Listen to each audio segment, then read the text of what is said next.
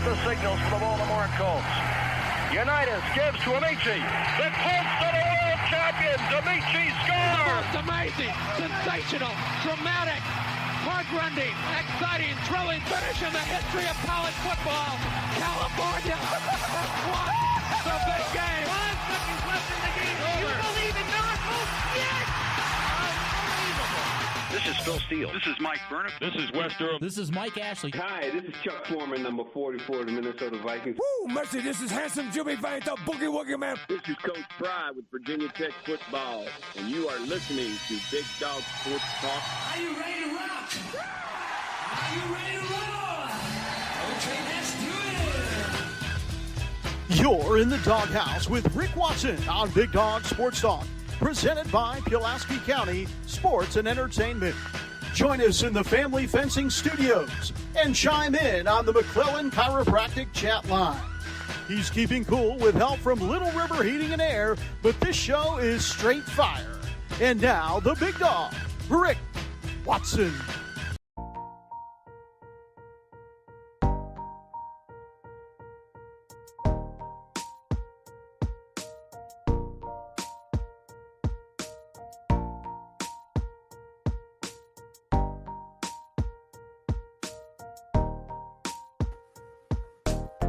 And good morning.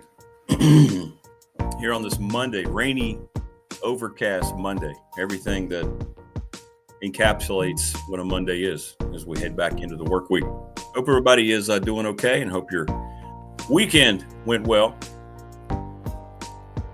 Scheduled today, Jermaine Ferrell, Phil Elmassian, and Todd Grantham. And we'll see how all that unfolds as the morning wears on. It's up on the McClellan Chiropractic chat line. Good morning, Steve. Or on the professional door text line, 540-391-0788. We would love to hear from you today. We're going to recap, have our reaction Monday from the entire football weekend. Virginia Tech back in the win column as they knock off California with just a dominating running game. Not unsurprising. Hey, Pat, good to see you. As you obviously noted, and if you followed me on social media, we had to cancel the live stream on Saturday. We got the call you don't want to get on Saturday morning. My fiance, we were out our morning walk, and we got the call that her mother had passed away. So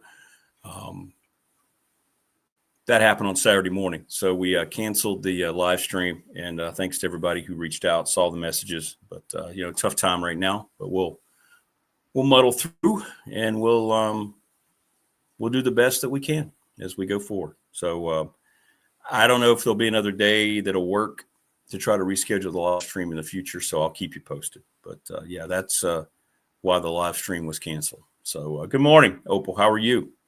Hey, Paul. Good morning. Yeah, so with Virginia Tech's win, now you have Brian Kelly fired.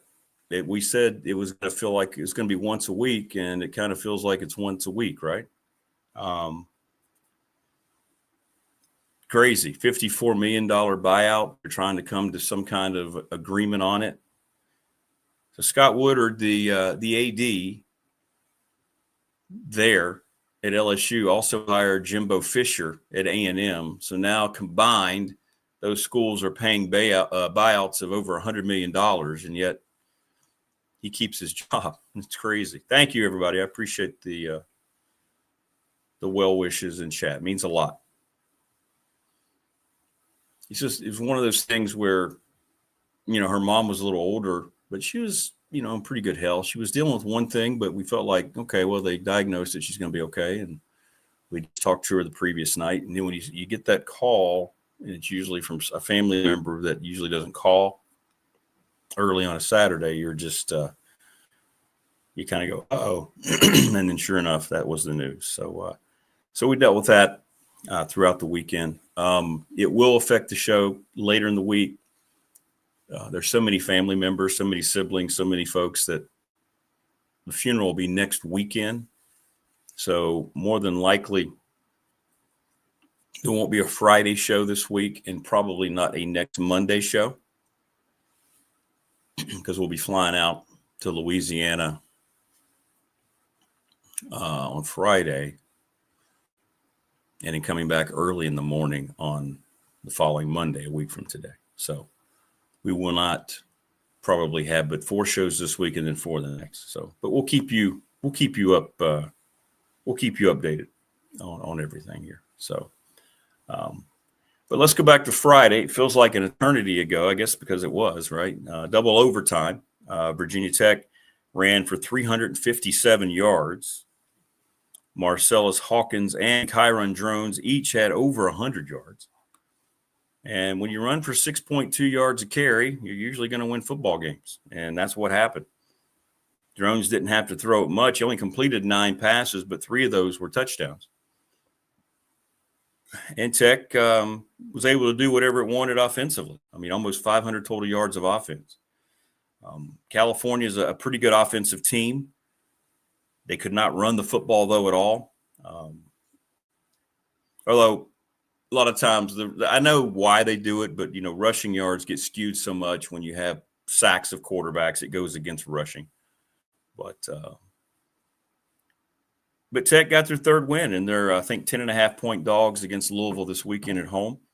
But we said this would likely be, a game that they could get. I got to be honest, I didn't expect it to go to overtime. But it was kind of a pinball game, back and forth. But they were able to get it done. And that's good. They're still fighting. They're still playing hard. We talked about that. And that's a nice win. Very good win for them. All over the place. So we'll get your thoughts on that. Now Tech sits at 3-5. No new news that I heard over the weekend, coaching-wise. So I don't have anything for you there. Then again, with everything that happened with the news we got from my fiance's mom, I wasn't really, got to be honest, I wasn't paying a lot of attention to football on Saturday. So, yeah, and now Brian Kelly's out at LSU. And there was a good tweet, and there's a good story in Yahoo, by the way, by Ross Dellinger. And you should just read about how these boosters and what's going on right now. So the top 4 buyouts right now is Kelly at 53, Franklin officially they say at 49, and Napier at Florida with 21. Gunday at Oklahoma State is 15 million. So now you have 12 openings, right? 12 openings already, college football. The LSU athletic director, Scott Woodward, hired Jimbo Fisher at Texas A&M, Brian Kelly at LSU. Both were fired, and the schools have to pay $130 million in buyouts. Yet he still has a job because, So the boosters had a heavy influence. If you read what was going on at LSU really during their game against Texas A&M, it's very interesting, the drama that was building up in where Dellinger was up in the suites as A&M just throttled LSU in the second half. I mean, it was very ugly. And they haggled all day yesterday with the money. I mean, Louisiana doesn't have the resources of a Texas or Florida. It's not like it's a rich state, but there are very wealthy people there. And LSU football is, they were up there talking about it in their minds, and it doesn't mean that it's legitimate, but they're saying, hey, you know what? In their minds, it's bigger than life. And it's just wild. I think Kelly's going to finish 34-14, as Prometheus just said. 3 losses, all to ranked teams. Brian Kelly, not the most likable guy in the world, so I'm sure there were people that were looking for a reason, right? He kind of came across as the LSU version of Justin Fuente, a guy that was just unlikable, guy that you couldn't get to know or get on board with. So when the time came, he had to go. And that's what happened. Yeah, Paul, I mean, I was going to talk about that too. It's just the officiating in that Tech game. I don't know what to tell you anymore. The roughing the passer call that kept the game alive. I don't know. It's moments like that, Paul, and everybody knows it's moments like that that make you think. We see all this going on with the NBA. We talked about it with the NFL. There was a lot more controversy yesterday. It never ends. It never ends. And when you see calls like that, it's just, it blows your mind. It blew my mind. It really did. Worst, maybe we see a lot of awful roughing the passer calls in the NFL. That was one of the worst ones I've seen at any level. I mean, he had left his feet. The defender had left his feet. Quarterback still had the ball. I mean, what's he supposed to do? He's supposed to wrap up, right? He wrapped him up, brought him to the ground. Of course, he's going to fall. He did. It's not like he ran his helmet into his chest. He tried to pop off of him as quickly as possible. And then they call roughing the passer. And you're just sitting there. It makes you feel like it was intentional to keep the game alive, didn't it? They don't deserve the benefit of the doubt anymore. And you can't just chalk all this up to conspiracy theory anymore. I don't want to hear any more conspiracy theory crap. It's become too blatant. It's now it's now become a federal government thing in the NBA. Good morning, Morris. How are you?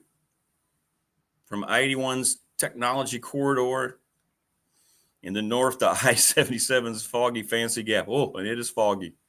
And now I-95's jammed up lanes in Palm Coast. We are on the air. Yes, we are, in spite of a very difficult weekend. And the targeting calls. I don't know what targeting is anymore.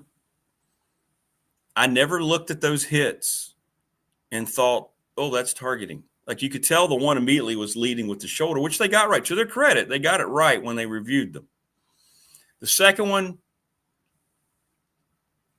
I felt like they could have stayed with that call if they really felt like there wasn't enough evidence, but I was glad they overturned it. The first one was terrible because he hit with the shoulder, and then when he hit with the shoulder, the helmet's made incidental contact, which is what we've said all along about targeting. And they seem like they've tried to fix it. Hokey Bob says, what officiating? Yeah.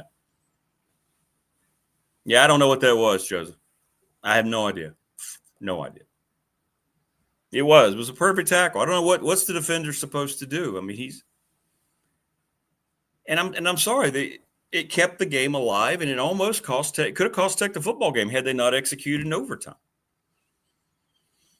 You think about it. What if they'd have turned the ball over?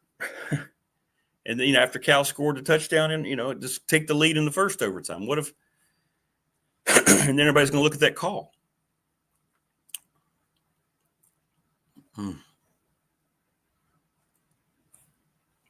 Thank you, Morris. Appreciate you. Good morning, Rodney. How are you? So here we are. Tech with a win, which is a good vibe. But another major job is open, and not shockingly, it's in the SEC. Shane Beamer, his team played hard, blew the lead late against Alabama. So they're now 3-5, and there's a lot of things going on there. Good morning, Ricardo. How are you? Good to see you. Yeah, saw that as well. The roughing the passer call against Lane Kiffin's Ole Miss Rebs. And now Lane Kiffin's got a choice. Does he want to go to Florida or LSU? He's going to be likely the top candidate at each and one of those places. Let me ask you this. I'm just going to throw this out there. Now that LSU is open and they were very aggressive in providing the buyout, do you think they're going to go out and try to get Nick Saban back? He was kind of coy. Remember that when he was talking about his wife? she doesn't want to hear it. Or then again, no, she might be attracted to whatever amount they would offer. Remember that? It feels like if he was going to seriously entertain any opening, that it would be a place that he was at before, that he, said that he'd stayed at. The only place that could rival that was Alabama. It does feel like it, Prometheus. It feels like Shane Beamer's days are definitely numbered in Columbia. I know just from people down there that the AD and he do not have a good relationship. He did not hire Shane Beamer. Good morning, Troy. Thanks for the updates again. Another loss for Pulaski County. Is that 17 in a row to Salem? Whew. So you're looking at Pulaski County going to be 3-7. That's 5 straight losing seasons. So they've got Hidden Valley, who hasn't won a game. And you got PH, who hasn't lost a game. So you're not going to beat them. So you're going to win. You probably beat Hidden Valley. So you're going to be 3-7. Is that right? So likely 3-7.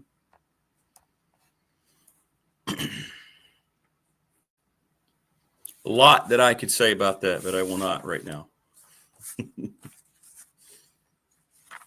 I want to thank the NRB Super Bowl. They've been around for 25 years, 382-55-25. This week is Boogie Bowling on Halloween night. James Lawson, Mobile Home Supply since 1997 at 300 North Franklin Street in Christiansburg. Give James a call, 381-8011. Appreciate James and everybody over at Lawson's.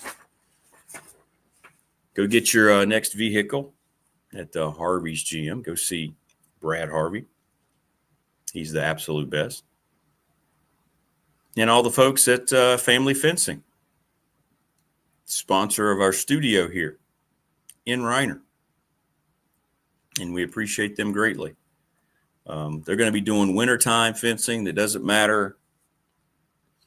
No digs, locally owned and operated. You see the number 540-200-8294, familyfencingnrb.com.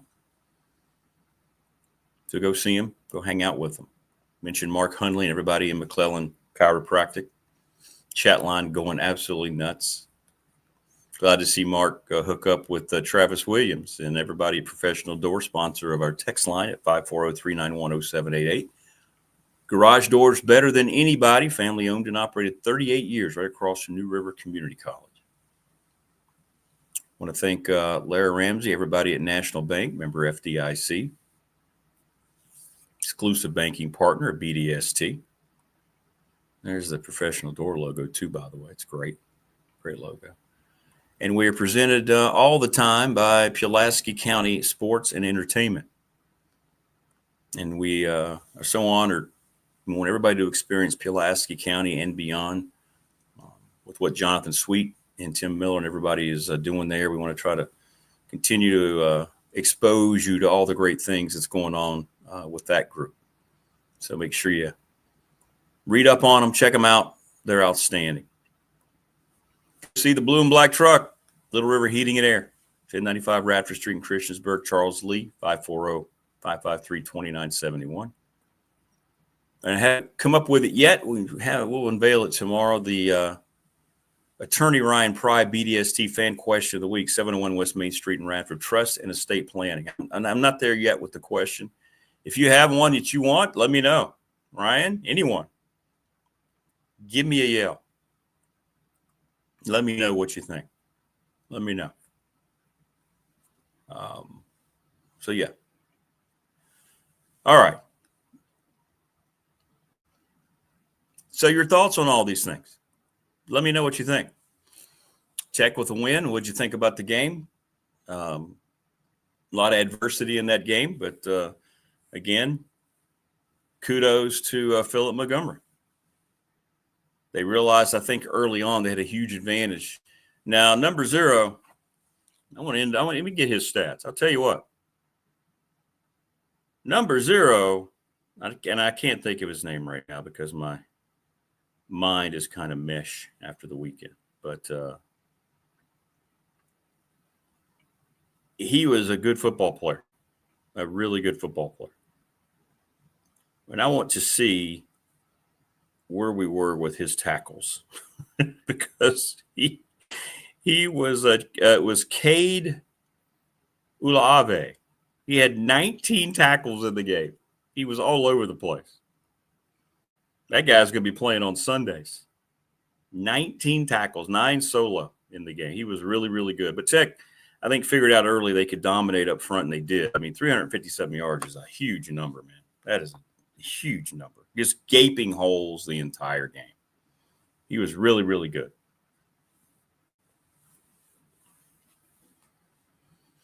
Hey, Jimmy, I know the outcome was, hey, West Virginia played well, though, right? They didn't lose that game by much against TCU. Morris says, Saban to LSU, the end of the Miami Dolphins, the famous lie, I will not be the coach of Alabama. That's true. He did say that, didn't he? And then I don't know how long it was before he was the coach at Alabama, and the rest is history. Yeah, he was. Yeah. That kid could play, man. He was a different type of player. Not enough for them to win, but he was a good player. Yeah, a lot of people did leave. I guess they felt like the same thing was going to happen. Yeah, I did see that. I did notice that. Morris says it's a shame that Montgomery won't be considered. What he's done to keep the team together is amazing. Yeah, he's been outstanding. He really has. He's the class he's gone about this is really impressive. And I don't think he's going to get – I don't know. I think Tech fan will appreciate what Philip Montgomery's doing, what he has done. I really do. I think it's going to be a situation where Tech fans going to acknowledge that, and he could have, gone with this with a totally different attitude, but he hasn't. Teams played hard. He's kept them focused, and it's been impressive, man. It really has, even in the losses. And they laid it on the line Saturday. They did.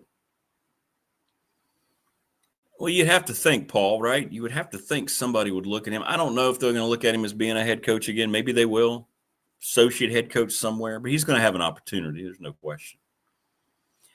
And, I keep thinking about what many of you have brought up in chat. Are there going to be enough quality coaches to fill all these positions? So maybe all this helps Shane Beamer a little bit. I don't know. I'm just kind of speculating out some of these other jobs. Florida State, Wisconsin. Both of those jobs definitely feel like they're going to come open. So there's 2 more Power 4 jobs. I don't think there's it seems like a foregone conclusion for Florida State and Wisconsin unless they just dramatically turn it around. And the Noles are coming off a bye now to finish their season. Who knows? We'll know how much that team is still engaged with the games they have coming up.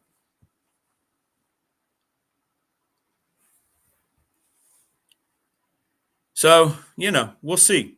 We'll see how it all plays out. But more jobs are going to be open, even ones that we're probably not thinking about right now. And I just know the agents are extremely, extremely happy. Extremely happy. Jimmy Sexton is already a very rich man. He's going to be so rich, so much more richer after this cycle. And that's a great point too, Matthew. And you know what this spells out too? We've been talking about it, and our guests have talked about it, how hard it is to find the right football coach. It's not easy. If it were, you wouldn't have all this happening. I mean, this is insanity. And I wrote about this about a month ago in one of my Patriot articles, how it just felt like we're going to have this onslaught of it, and it's coming now. It's going to be every weekend. I said this 3 weeks ago, and it's worked out every week so far, that every weekend there's going to be another Power 4 opening, and that's where we are right now. And no, not every hire will be an upgrade. They will think that it is, and then you get a year or two in, you're going to go, I mean, you look at Brian Kelly. Do I think Brian Kelly deserves to be fired?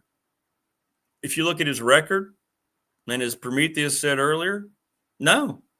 I mean, it's off 3 ranked games, but there's just different criteria. Maybe it's just unrealistic fan expectations. I mean, how do you chalk it up? Is it just unrealistic fan bases? Is donors? Is it lack of control that we see from the athletic departments? I mean, Scott Woodward clearly has no control down there. He was told he had to make this move.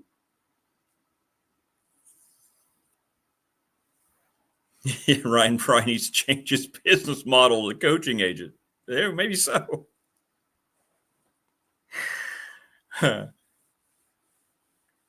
Yeah, in Memphis, there you go. Ryan Silverfield, his stock was way down, and then what does he do? He goes out and gets a ranked win against another coach, another team who's coached by a guy that Tech fan likes at USF.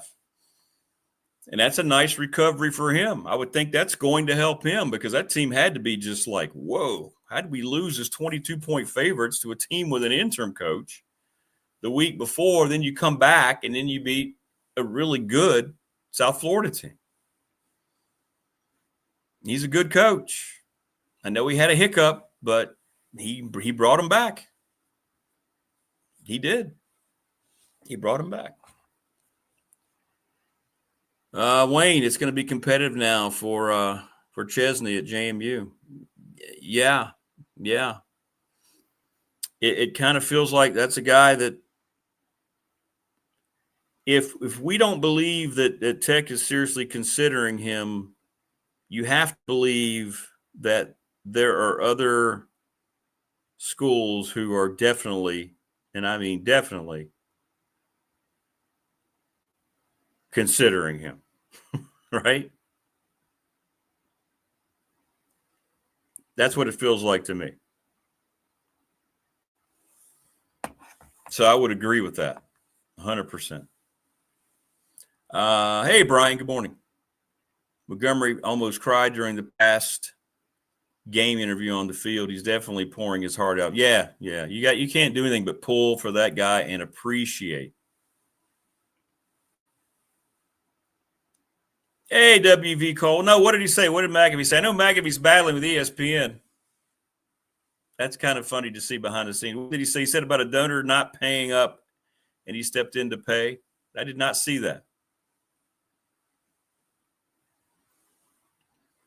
Paul, and you might be right. Kelly never lived down when he met, he came out it was either before or at halftime of a basketball game, and he came out with the fake accent.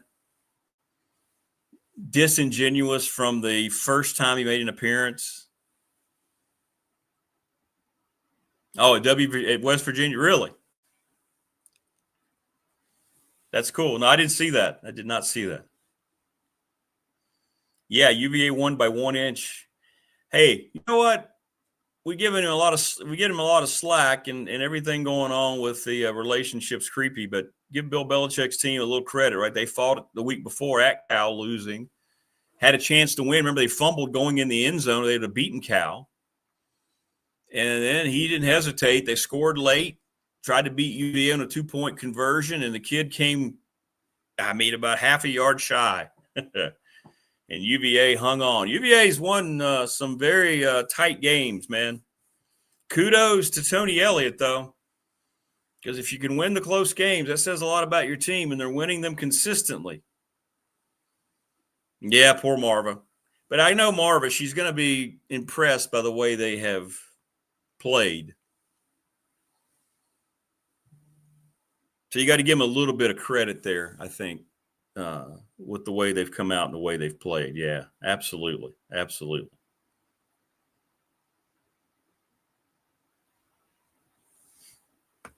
So, but yeah, Phil Montgomery, we said it, I brought it up right after they beat NC State, and, people were pretty down on the idea of him being considered for the job, but he's got everything that you want to be around a program to make it successful, whether he's, even if he's not the head coach, he can be an associate head coach.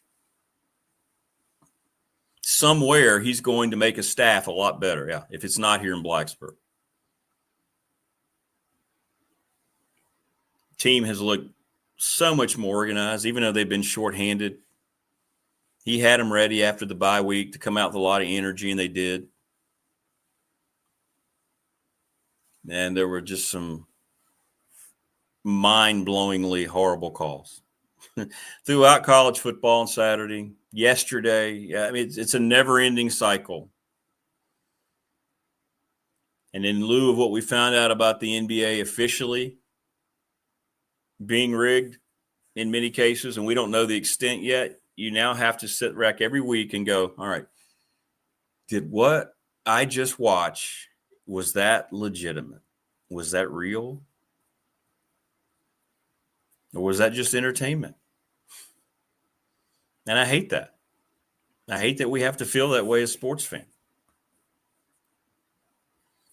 Hilarious how much ESPN buried the whole NBA thing since they've been so in bed with the league.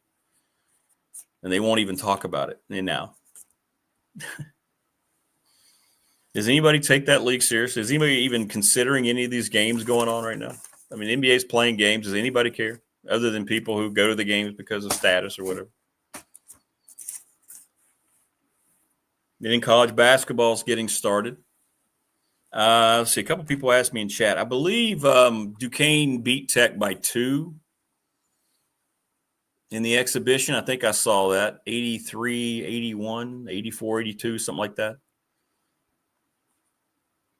Don't know much about Duquesne heading into the season, but it's an exhibition, so you're trying to do a lot of different things. Don't read too much into it.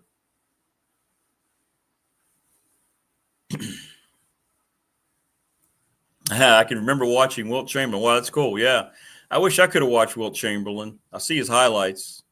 That's pretty cool, Stinson. So Memphis plays Rice on Friday, and then they play Tulane the next week. So there you go. See how they finish up. The plate behind me. Yeah, right here. See right there? That's my 1970. I don't know what year that thing came out. 1976, 75. They're very rare, those plates. They made them for all the teams.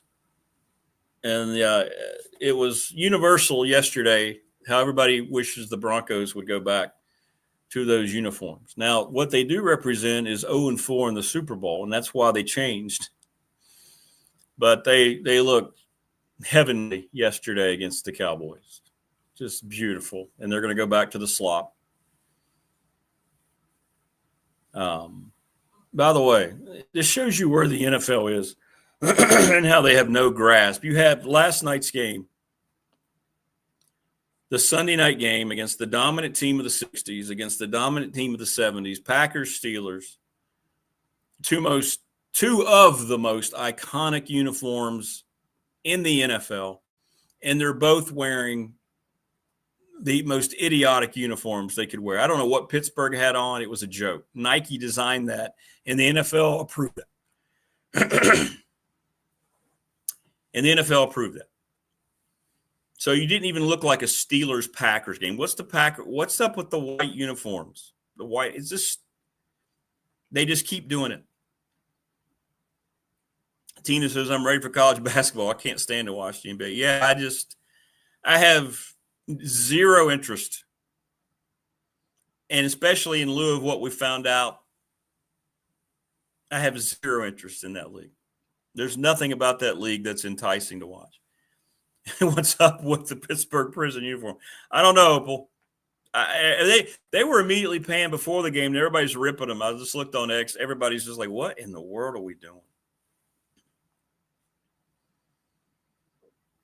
This is where we are. And people think that that's clever. People think that that's going to be good marketing. Instead of wearing the Packers, Steelers uniforms, you'd think the NFL would want that showing up on its product instead of whatever that was last night. And Goodell just, he's such a terrible, terrible commissioner. Well, he's a good commissioner because he makes money. Blacksburg wore black jerseys? Did they really? Why?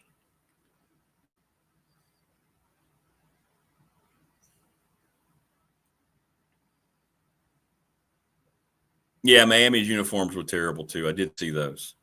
Now, I get the vibe behind them. They were military appreciation, and I support anything that's, promoting or supporting the military and all of our folks who are serving the country. But yeah, they're bad. They just look for a reason to have terrible uniforms now. But last night you stripped the identity away of the Packers and Steelers with those uniforms. Especially Pittsburgh. What are we doing?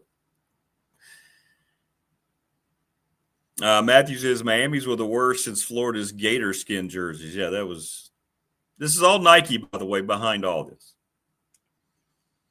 I think you just have a bunch of 20-year-old somethings in there, and they say that this is cool, man.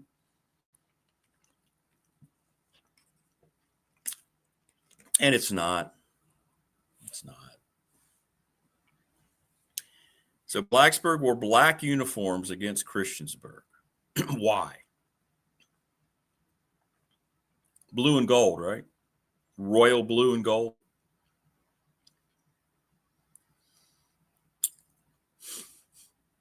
Let's just wear a black uniform. Black for the sake of black. Why not? Canes look like lizards, Boris says.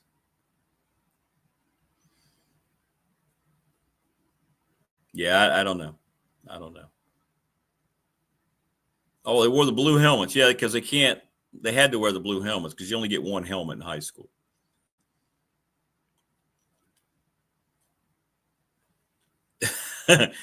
Wayne says that the Florida Gator, the snakeskin uniforms and the Hokie Stone uniforms, which were just, would be straight fire.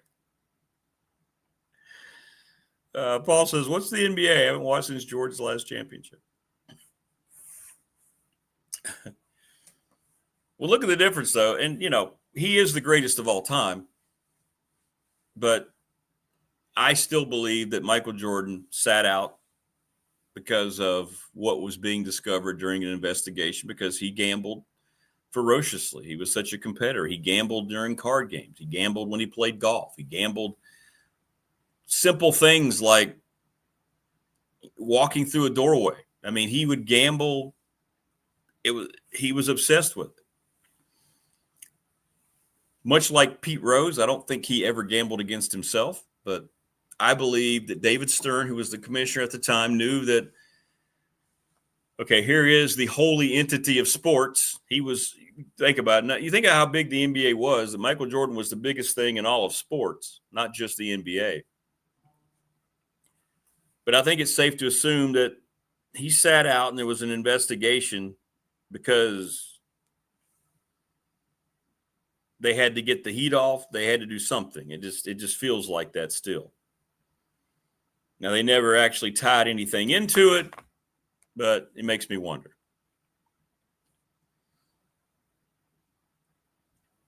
Yeah, it was something like that in the Jordan and that great documentary. Yeah, they gambled about just throwing money in a corner. It's just any little thing, throwing coins into shoes. He was obsessed with it. So I'm sure there was probably something going on, betting on himself. He would never, anybody watched him play, you would never. But now this other thing is going to end up involving, I think, lots of people. It's not going to go away.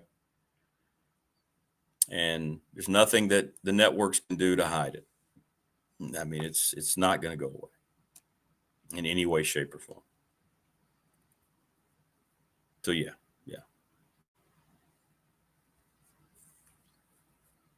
Made the security guard throwing quarters. Yeah, that was right. That's it.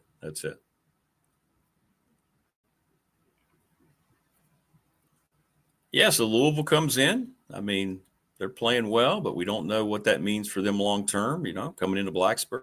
Tech can just let it all hang out and play hard. And now that they've discovered a running game, and maybe they can hang in there and do some good things. Who knows? We'll see. But been impressed with the effort. And when you can run the ball like that, man, it cures a lot of ills, even some very questionable whistles, flags. I remember I stood up when they called the roughing the passer, the one that was so bad. I just said, what's the point of watching anymore? Like, how is it defended anymore? How can you watch this? Like I say, don't come at me with any more of this conspiracy theory talk. Don't try to tell me that we know now there's been something going on for a long time in the NBA. We can assume by watching NFL games and this study that came out from UTEP about the Chiefs games. Read that study since Patrick Mahomes got there with Andy Reid. This stuff's happening, folks. You can deny it. You can bury your head in the sand. There's a lot of people that are getting really rich off of it. It now explains a lot of things as to why the leagues work so hard to protect officials. They might be in on it more than anyone. As a matter of fact, I would say the one group of people that aren't in on it are coaches. I don't think coaches are in on it whatsoever.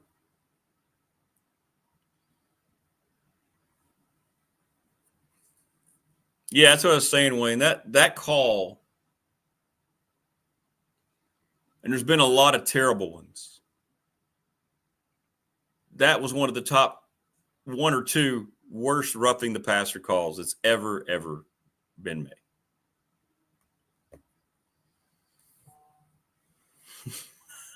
Ever. Just so then you're sitting there and you're just like, what's the point of watching? What's the point anymore?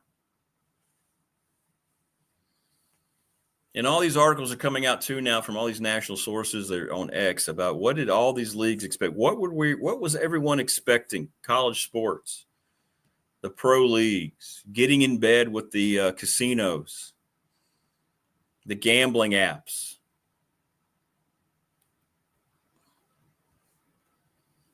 What did you think was going to happen with everything in professional sports? Now, the other question is, why are these multimillionaires who've got more money? And Charles Barkley asked this question, why? Their lifestyle is set for the rest of their lives if they don't play another game, and many of them probably won't once all this comes out. Why are they even doing this? How much more extra money could you be making?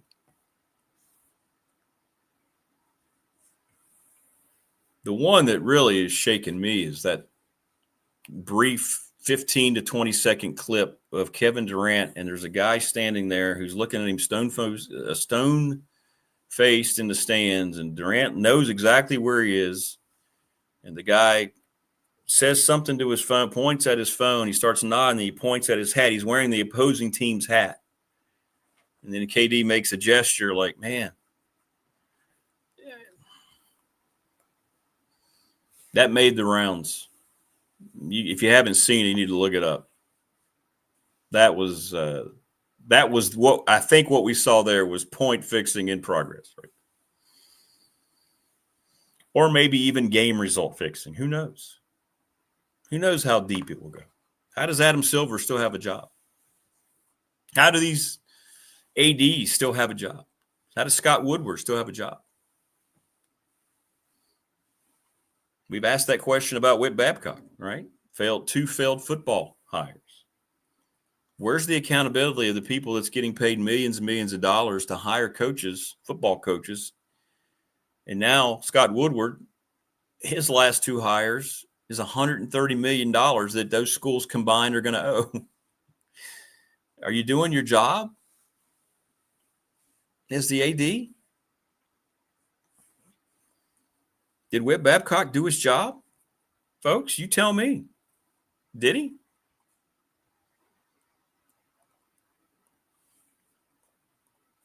He's keeping his job. Did he do his job? Failing football twice?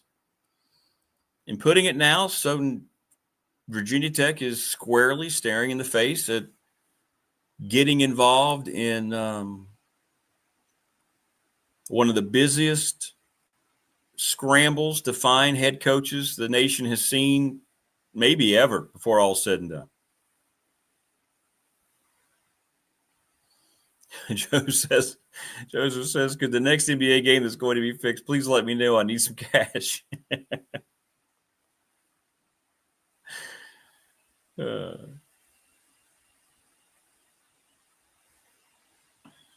That's true. They didn't figure out they could run it until the second half. Yeah, They were blowing them off the ball in the second quarter, Tech, against Cal. But then they started to realize, wait a minute, they're not playing off blocks, and it was pretty easy, yeah. And they never adjusted to Kyron Drones just keeping the ball. They never made any kind of adjustment. Never rolled the defensive line coverage. They didn't do anything. They just kind of reacted and then tried to tackle as that game wore on. But yeah, 357 yards, you're usually going to win that football game when you run it that well. Yeah. Very impressive. Very impressive. So kudos again to Philip Montgomery, and kudos to those players. I mean, they have done it the right way. They've done it the right way. You're going to see a lot of teams that are going to quit, going to pack it up the rest of the season. That's what I'm curious about. I'm going to be honest, I haven't watched Wisconsin football at all. But do they just pack up and go? Does Florida State pack it up? I mean, Tech might be able to steal a win down there. You never know. Yeah, Gosnell caught what? Didn't he catch one ball? I saw him catch one ball, maybe in an overtime, and that's what Phil Elmassian's talked about. He doesn't understand why Tech doesn't use the tight end. And I think he's going to be right. You watch. Gosnell's going to be drafted 5th, 6th round, 7th round. He's going to end up having a long career in the NFL. Troy says Woodward could hire Jimbo Fisher at LSU since he's already paying him. Yeah, just say, hey, come on here. I'm already paying you anyway, right? So just come work for me. Jimbo's probably going to get a job. Think about that. Now, he's out saying all the right things. He's even saying, look, you don't have to pay me much. I got enough money. That's how badly he wants to be a coach again. Somebody's going to listen to that. Somebody's going to listen to that. I never thought it'd be the case, but I think Jimbo is going to be on the sideline next year. I think Nick Saban to LSU is going to end up picking up more momentum than we think. Right? Because I think that's the one job. He'll talk to some people there. Now, who will he talk to? Because Scott Woodward, I'm sure, doesn't have a lot of respect from a guy like Nick Saban. I don't know what their personal relationship is. But Nick Saban will talk to the people who are really running that program, the people who said, no, you're going to fire Brian Kelly. And if you read that article I mentioned by Ross Dellinger, it's outstanding in Yahoo, about he was around it. He heard it all. He was up there. He anticipated something going on and how all that transpired and how the game, they weren't really paying attention. They realized Texas A&M was just crushing them in the second half. So they were already making calls. They were organizing dollars. They were looking at the contract. This is how this works at a place like LSU. It's bizarre. I'm not surprised, though. But they actually had the contract and the buyout numbers, and they negotiated all day yesterday with Kelly's people, because he's saying he wants to coach again, which would reduce the buyout as well. So I don't know what they're going to come up with. We'll see. But I think all this helps Shane Beamer.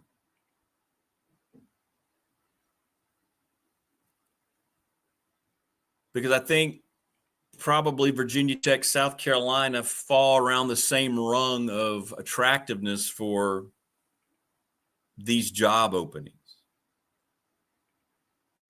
I mean, I don't know where you rank them now. People are asking me on the professional door text line. I don't know where Tech would sit right now. I mean, they're falling further and further down as more of these jobs in the SEC come open. But they still need to stay the course. I don't think they should knock them off their game and what they're doing. I think they've had a plan.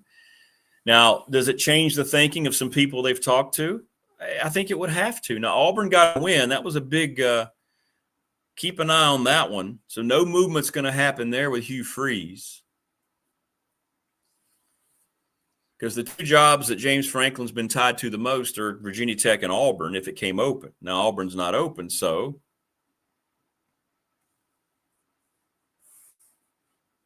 Just Urban Meyer coach again. Never say never, I guess, Paul, at this point. Might there be some school? I don't think it'll be a major school that would take him back. Sure. Right?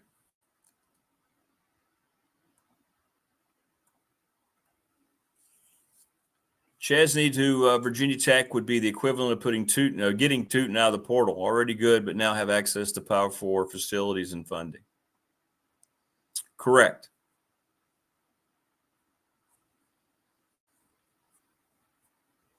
Yeah. And there were a lot of people asking me, and I would say, no. People were saying, what about Brian Kelly in Blacksburg? No. He would come at a halftime of a men's basketball game, and he'd be trying to have a Southwest Virginia accent.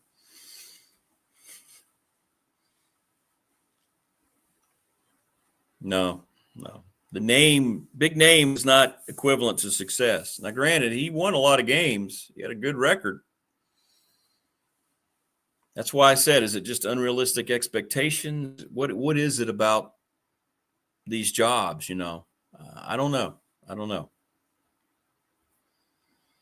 But, yeah, the win against Arkansas, all of a sudden you're going to hear things quiet down around Auburn, depending on how they finish the season. Maybe Hugh Freeze keeps his job.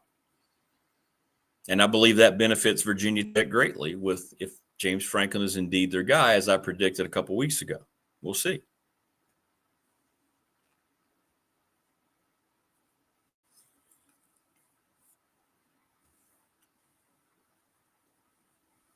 Trying to think about Wayne's point. Yeah, Wayne, you're right. He says Tech has a better chance to succeed because of the SEC, so a coach has to think about Brian Kelly. The only thing about it, these coaches know each other so well, and there's so much of a network, just like there is in college basketball. These coaches know who's a fit somewhere and who's not. And I don't know if anybody ever thought Brian Kelly was a fit at LSU. I mean, he had the job of all jobs right at Notre Dame.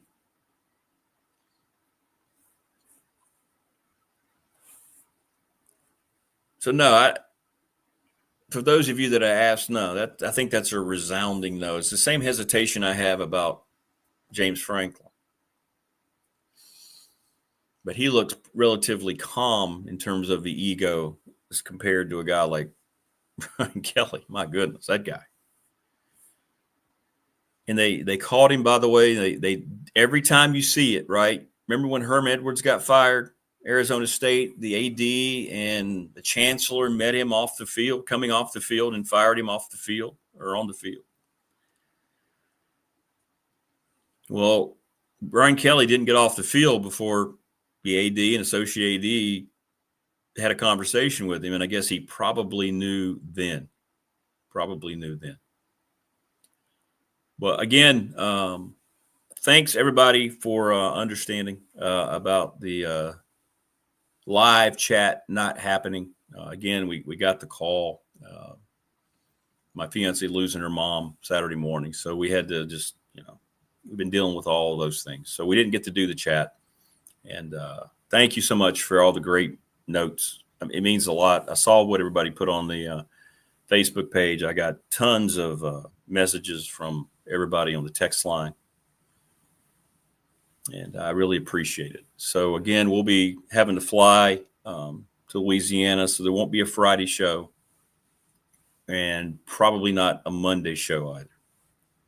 But we'll get you updated on that as we roll along here.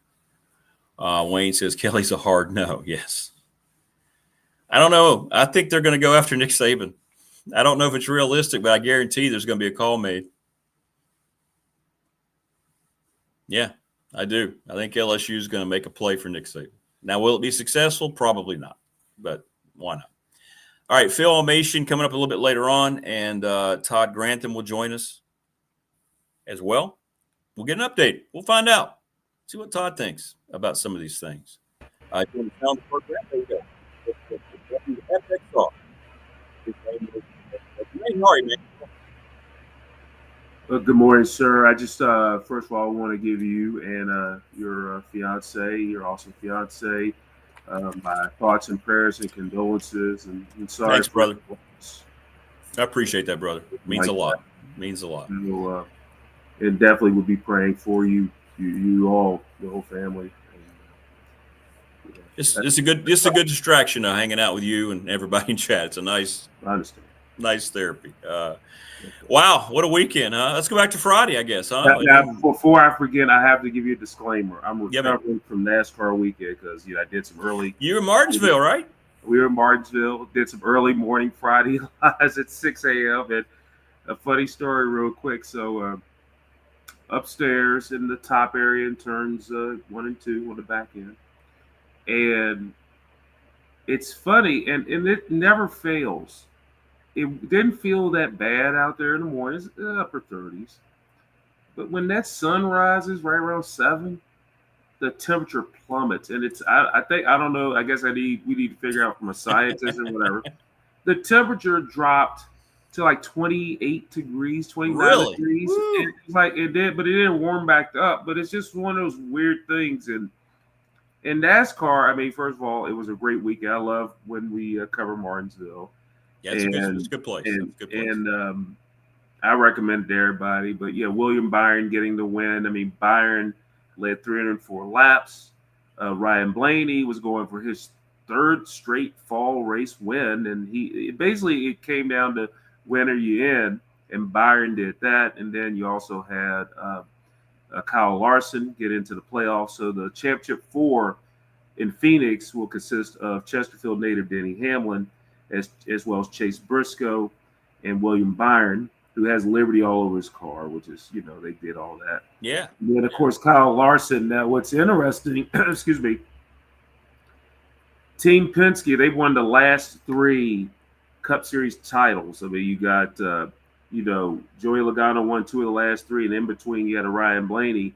And Team Penske does so well at Phoenix, and it was just so for them to get shut out, we won't have a Team Penske car racing in Phoenix. So, yes, 2 from Hendrick Motorsports, 2 from Joe Gibbs Racing, and Denny Hamlin going for the elusive championship. 3 of the 4 drivers never won a championship. So it'll be interesting to see what happens next week in Phoenix. But, yeah, when you see racing in Martinsville, I mean, it is like banging.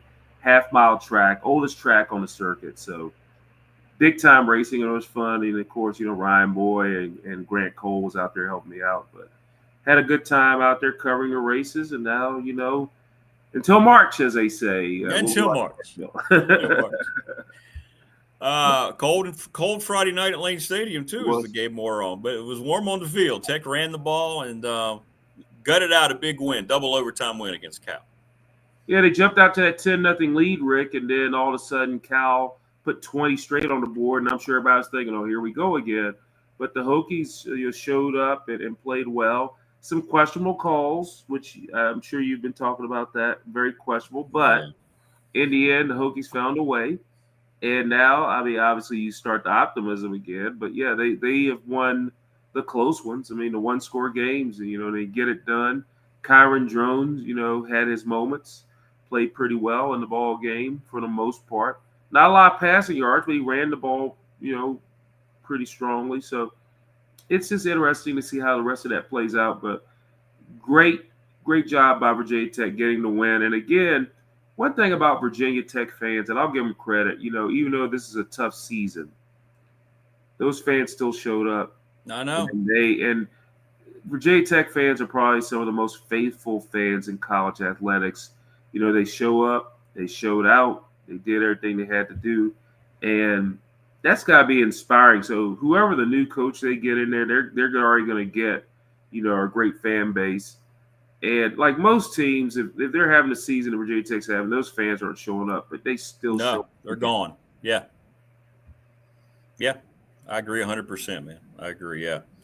Well, 3-5, Phil Montgomery deserves a lot of credit. They've played hard in every game. He gets pretty emotional. It's amazing the job he's done. I know he's probably not going to be considered for the job going forward, but, man, you can't say enough about how he's turned that program into a focus group each and every week. The thing is, Rick, I mean, they're playing hard, and that's the thing. I know. It could have gone either way. I mean, players say, hey, I know these coaches aren't going to be here. They're not going to be there. So why should I even care? But what they've done is really come out there and they have played hard for Coach Montgomery or Monty as they call him. Yeah, It's just so exciting to see that, and it gives you some optimism. Now, again, you're 3-5, so we're 2/3 of the season's already gone. So now you're looking at you have 4 games remaining. You got Louisville, if I remember right, the order is Louisville. Then Virginia Tech gets a bye week. Then they get Florida State. I want to say Duke and Virginia, if that sounds right. I'm just going off memory. I might be wrong on that. I can't think of the third, but they have that schedule, and it's a game that the Florida State game doesn't seem as daunting as it did earlier. No, not at all. But you gotta find 3 more wins to become bowl eligible, and that's not going to be easy, especially the way Virginia's played. And speaking of Virginia, 3 overtime wins, Rick. I mean, there's people don't get 3 overtime wins in their career, and they've just found a way. They found a way, and Tony Elliott has just really found a way, and now they're in the mix. They could be down there in Charlotte playing for an ACC title. They could. Georgia Tech, I think, continues to separate itself. Style points haven't been great at UVA, but hey, they're still winning. And when you win that many close games, says a lot about the coaching staff's character and that team's character to be able to hang in. They won by half a yard. A great tackle there for the 2-point conversion. They needed a yard, and they cut it down to half a yard. And the thing is, I mean, I don't know if Chandler Morris is fully healthy. Just doesn't seem like he is, but I mean, he's still making plays. He's gutting it out. But, that's the thing. I mean, now there's an expectation. When you start winning and you're winning the way they've had, that means there's no game that you feel like you can't win. And that's really what's been big for Virginia. I mean, you're 7-1. I mean, this team, they're 2/3 of the way in. Who's to say they can't go 10-2 maybe? Now, the thing that's going to be tough next week flying on. Now, of course, California just flew here. It almost would have made sense for them to just stay here the whole week and Virginia host Cal, but they don't do that. But now you got to fly out on the West Coast, and we've seen there's been some weird things happen from teams that have flown out west. And, of course, Virginia will play Cal and out there, and I don't know if they have a time yet on that game yet, but that's going to be a tough game. And then, they got Wake Forest, which isn't going to be an easy one. Wake Forest playing pretty well.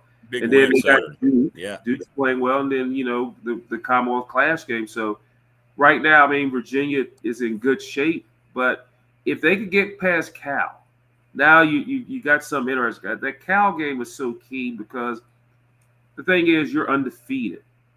And if you went out and Georgia Tech looks like they'll probably win out. So that could be your 2 teams for the AC Championship. If Virginia or Georgia Tech were to stumble, the problem is now they're going to be lumped down in there with all those teams. There are a bunch of teams with 1 loss right behind, I think, SMU. Louisville's got a loss. You got Miami with a loss. So you got a bunch of teams now because and the tiebreakers are so crazy because not everybody plays everybody. So you got to figure that out. But the thing is, they got to have the motto of the Raiders: just win, baby. Yeah, just like that. Right. I'm sorry, I know you're a Broncos fan. I probably shouldn't say just win, baby. But yeah, that's going to be pretty hard. But again, this is a battle-tested team, and I don't think anything phases the Cavaliers. So they'll get that going, but it'll be interesting. And again, it's going to be fun times. It's fun times up in Charlottesville right now. It is. Jermaine Ferrell joining us on the program. We're breaking down the big wins by Tech and UVA. Final third of the season coming up, and we'll see how it all plays out. Another major school with another head coaching vacancy. Ryan Kelly out. He's owed $54 million. We'll see what the buyout is. I saw where it's I saw the total. I can't remember what it was. Already it's been committed to buyouts from these coaches. I don't understand the business of college football anymore. I never have, but now I really don't, to see numbers like that. Yeah, you're in college athletics, so you'll be no out. idea. No idea what's going on. That's a lot of money, but it's again. I mean, I think Kelly was 34-14 or something like that. Yeah. So 3 ranked telluses this year too. We talk about this. I mean, it's one of those. Be careful what you wish for. You might get it. Yeah. And Brian Kelly. I mean, is he a little prickly? Yeah. I mean, he's not. Oh yeah. He's not really. He doesn't give the vibe of warm and fuzzy. But coaches are coaches. They do that. But I'm sure. And the thing with coaches, I think what you see in front of the camera, it might be completely different than what you see behind the scenes. Because there are coaches, Rick, that are probably they have that thing, but then you get them maybe a one-on-one or by themselves, and they're a whole different. They're not like that. I mean, there's like a reputation with Justin Fuente that people just. He wasn't a user-friendly, warm and fuzzy guy. But, I had one-on-one conversations with Justin Fuente, and he was pretty funny and all that. So it just depends on the circumstance, depends on, who you're talking with one-on-one. There's some people that are very engaging, but it's a flip side, too. There are people that when you see them in the public eye, like in front of the camera, or, they're very engaging and all that. But then they become very introverted. I'll give you a prime example. Sherman Hemsley, who played George Jefferson on the Jefferson. Yeah. Genius. By the way. I mean, you see his personality, and he had that character. You would think that would be him, but everybody said behind the scenes he was very quiet, very shy, and very reserved. Yep. So it's almost like an alter ego. So it's almost like, okay, is this person on 10 the whole time? And I guess I'm pretty much on 10 all the time myself, I guess, more times than not. But, yeah. But there, that's the thing. I mean, you get these opportunities, and I think, and by the way, I mean, you got 2 great guests coming up. Todd Grantham, who is awesome, and Phil Elmassian, Coach Elmo. So you got 2 big time coaches. So, it'll be fun. I heard Coach Elmassian say this. He said that you don't want to win the press conference. That's right. He says that a lot. I hear him say that a lot, and that's true. Do you want to win the press conference? No, you don't want to win the press. I would rather you win on the field, because the press conference, it's for fans and it's for everybody to see that. But the key is when you're looking for a coach, first of all, in my opinion, they got to coach.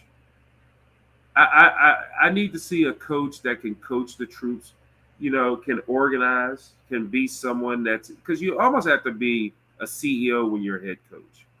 You have to run the program a certain way. The coach, and really the thing is, and I'm sure Coach Grantham and Coach Elmassian can tell you this too.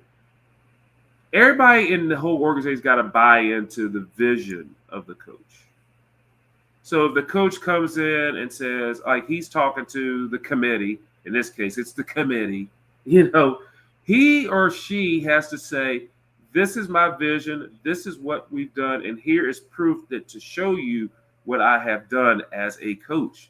So then after that, then the staff's got to buy in, and everyone in that building's got to buy in, and especially the players. So everybody's got to use a PJ Fleck term, got to row the boat the same way. Yeah, got to row the boat in the same direction. That's the thing. I mean, there is a roadmap to this. And one thing is, again, I'm stealing from Coach Elmassian because I think he does a great job. Shame on me, but I'm going to steal it. He said something, too, about, there has to be a history or a pattern of winning, or are they the type of coaches that have left everything better than they found it? So that's another big thing right there, Rick. I mean, you want someone that is a proven winner, and it doesn't really matter what level it is. I mean, now the thing is, with all these openings at the Power 4 level, I mean, the pool shrinks. But let's face facts. LSU is high on the list. Florida's high on the list. Penn State's high on the list. So you're going to have some schools that before we had all these firings, I mean, Virginia Tech was high on the list. And I'm not saying Virginia Tech's not going to get a great coach. They will. But I think overall there's a situation where, okay, these are the jobs. And, the top tier candidates, they want those jobs, And I consider Virginia Tech a big time job, But here's the question for you. You know, do you want to go take a job in the SEC because you know what the expectations are in the SEC? I know. And certain programs are like, hey, we want to win a natty. You know, we want the national championship. Or you come to Virginia Tech. Well, the expectation probably is, hey, we want to win. We want to have a consistent winner. And if we are in the position to win a natty, we can win it.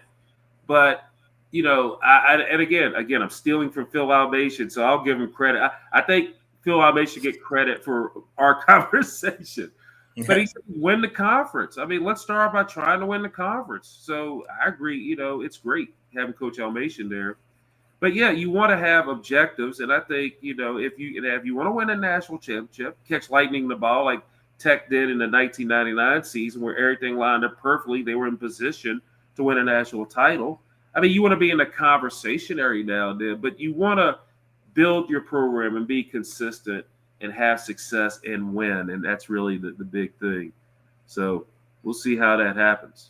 Yeah, we will, man. It's going to be absolutely crazy, and I know WFXR will be covering anything that might happen locally, and of course, with coaching changes and everything else going on, man. And you and I will be connecting later in the week for Fourth and Goal. We're down to next to last week of the regular season coming up this week. Hard to believe.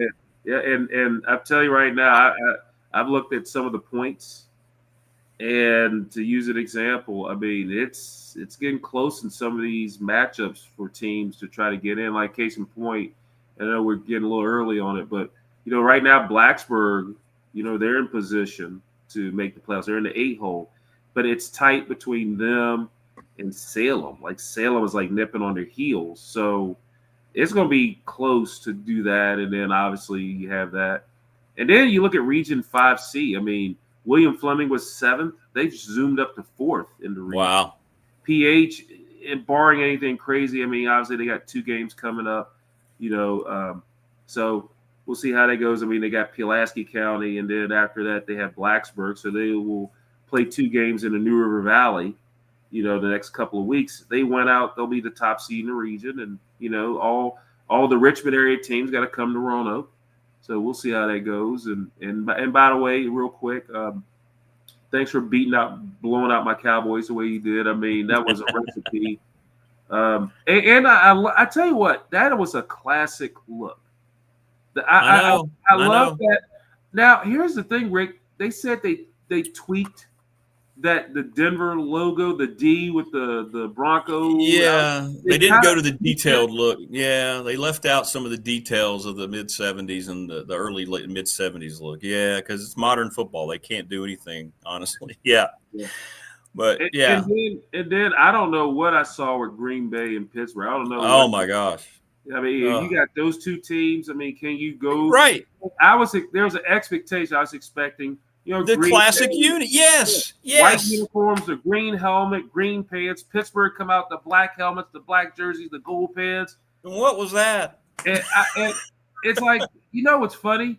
The Steelers and like the Bears had those stripes and then like a crest or whatever it is. I don't know. Yeah. So it's kind of like weird. Like I'm watching highlights, right? I'm looking up at those uniforms right now. Like, what the heck? It was everything that's wrong with the NFL in that game last night, encompassed with those uniforms last night.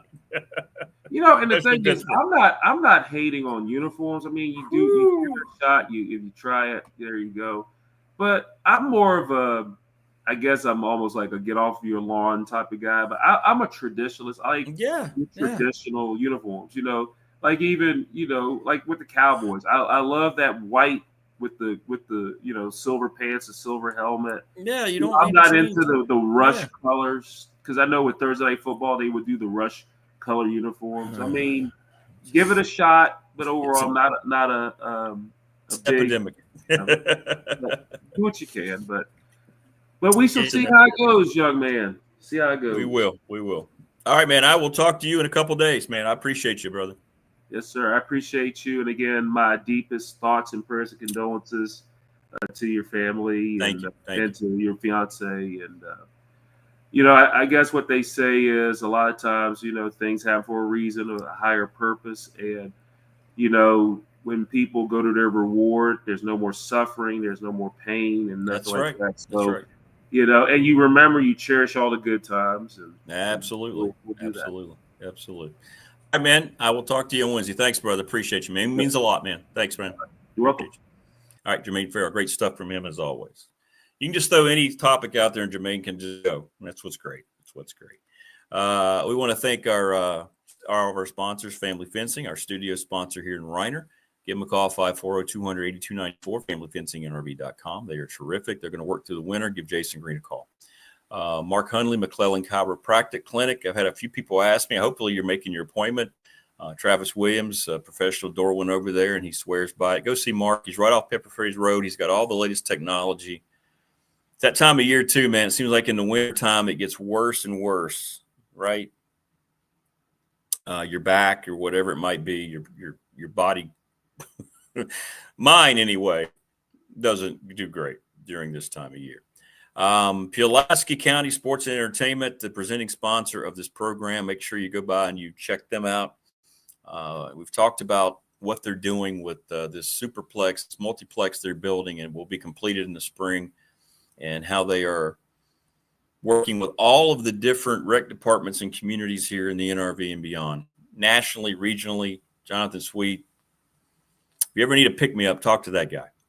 All right. I want to thank Charles Lee, Little River Heating and Air, 1095 Radford Street, right here nearby where I live. 540-553-2971. Go see him. Again, had a horrible situation last March. My units got struck by lightning. I'd heard good things about them. I called. They came the next day. They assisted, told me exactly what was going on. We got things worked out with homeowners, and they had my new stuff ordered and here within the next evening. And then the next day after that, they had it all up. Everything was new in the house, outside, not one iota of mess. The attorney Ryan Pry, BDST fan question of the week, 701 West Main Street in Radford, Trust and Estate Planning. I haven't come up with a question yet. I have to think about that. So let me know. If you have one, let me know. National Bank member FDIC, thanks to Larry Ramsey, the president and CEO, the exclusive banking partner here on the program. And they've been my exclusive banking partner for 35 years. And I mentioned Travis Williams, Professional Door Incorporated, residential commercial garage doors, owned and operated 38 years in business. They're now looking for, they need some help. So we're going to get some information about how you can contact them. They've expanded so much. They need some quality people. So if you need a job and you're handy, they are looking for employees. And we're going to talk to Travis, and I'll get some more information from him about exactly what they need and what kind of things they have to offer. So this is big. And I really get excited about helping all of our partners. But, boy, I get really excited when I can help other people maybe find their career job. And I'm telling you, man, if you are handy and you are into being able to have a physical workload and understand how to build things and fix things, you work for a guy like Travis, you're going to be set. That's nice. I want to thank the NRV Super Bowl. 25 years in business. They're going to have boogie bowling from 9 to 11 this Halloween. $40 per lane, 382-5525. And Lawson's Mobile Home Supplies, place to go for manufactured home parts such as windows, doors, and plumbing supplies, plus installation. They're at 300 North Franklin Street in Christiansburg. Give James Lawson a call, 540-381-8011. Thanks to all of our sponsors. You are a major part of how I'm able to do the program here. Tony says Salem ran the same play left and right 95% of the time. Pulaski County never figured it out. How? Right?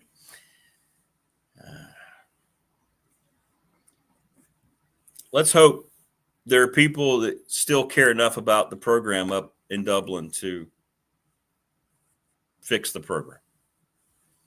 Just 5 straight years of losing records in Pulaski County football. Phil Elmassian is going to join us here coming up in just a little bit. Something that hit me just talking to Jermaine. I want to Wake Forest. Let's get into Wake Forest a little bit.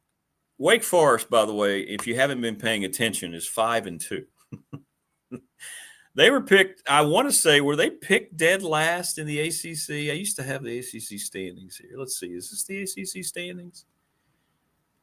No, it's basketball. Never mind. I don't have it anymore. But I'm pretty sure they were either picked dead last or right above Stanford. They're 5-2, and they're likely going to be bowl eligible. And Phil Elmassian, who we'll talk about coming up, we'll talk to him about this. Look how they've gone about hiring coaches.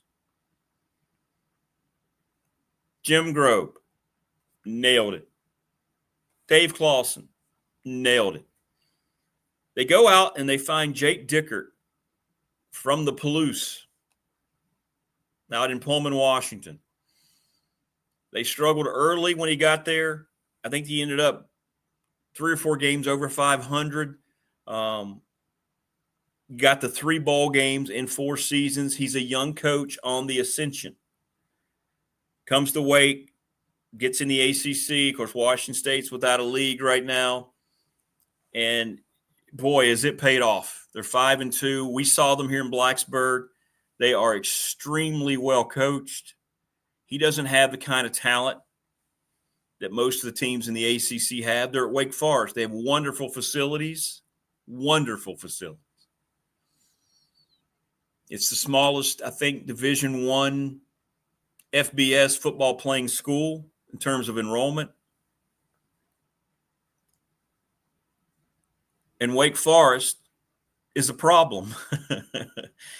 And I think about people who immediately have shot down when I've told you that Tech's made a couple connections. John Sumrall being the last one, the latest one at Tulane. Ryan Silverfield in Memphis. People immediately, no, they need a name. Got to have a name. Got to have a name. Well, Wake Forest is not worried about name. They're worried about personal fit. Are you a winner? Coach Elmassian's talked about it. Well, this guy turned Washington State back around after Mike Leach left. And now he might be hitting his stride as a college football coach, a young guy. And now he's at Wake Forest. He's locked up for a while. He's building something. They're dedicating themselves to, the NIL. But he's got Wake Forest 5-2. Now, it's going to go to Brent Key, the ACC Coach of the Year, but you got to give this guy a lot of flowers too, right? But you see how they've gotten it right because they've looked at personal fit. They've looked at the body of work. They haven't fallen in love with a bunch of names. And they understand who they are. They have great self-awareness down in Winston-Salem. We're Wake Forest. We love and believe in everything we have. But we understand our level of the playing field that we are at. We have great self-identity, I guess is the best way to say it. Does Virginia Tech have that? I don't know the answer to that. They don't seem to have it right now with the way this has gone about with this committee and with what they announced with Witt. But I'm just saying, I think Wake Forest is an example. Tech is a much bigger, more established, higher expectation program than Wake Forest. So I'm not comparing it on that level. But what I'm saying is Tech could really borrow some of the mindset that they've taken into their coaching hires. And I know it's early. It's in his first year. It's in Dickert's first year. But you watch Wake play. We saw him here in Blacksburg. They are very well coached. They do a lot of really nice things on offense. And it looks like they've gone 3 for their last 3 in football coaching hires at a very crucial time to get it right. Yes, they did, Thunder. And I watched that. I watched because I watched Silverfield on the sideline. How would they bounce back over just a gut-wrenching loss and a loss for him personally? He knows what that loss cost him 2 weeks ago at UAB. He's not just on Tech's list, folks. He's on several teams. We're going to talk to that guy list. So when he lost that game,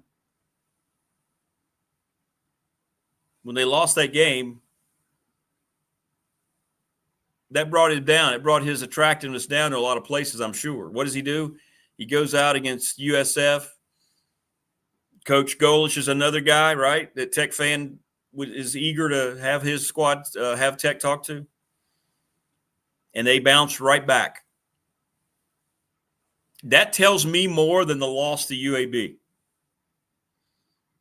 The way they went about and handled their business. That was impressive. And I got a bunch of messages 2 weeks ago from the people, the anti-Silverfield people. Is Pulaski have Cal's defensive coordinator? Wayne, you saying we need their AD? Huh. If Wake and UVA win this week, we may be living in a world where college game day. No, college game day. By the way, there's a lot of articles about how the only places they go are SEC schools, unless it's inevitable in the Big Ten. And who cares? I don't care. Maybe people still care about college game day. I sure as hell don't. But they've been called out for their SEC bias. Go look at the amount of times they've been out. And since they got in bed with the SEC, look at how many of those games each and every week show up at an SEC campus.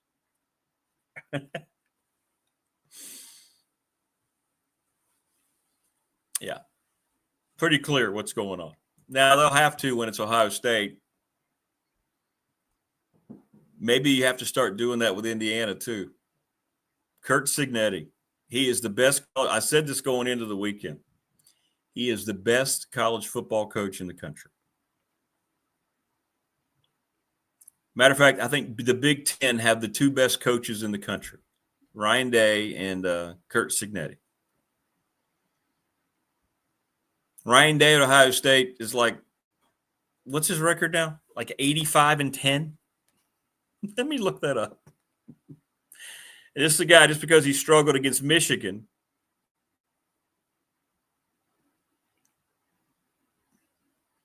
people wanted him fired. He came in 70-10. What are they now? 6-0. So he's 76, 77, and 10. Couple natties. Yeah, that's right, Wayne. They'll go to OSU for Kirk.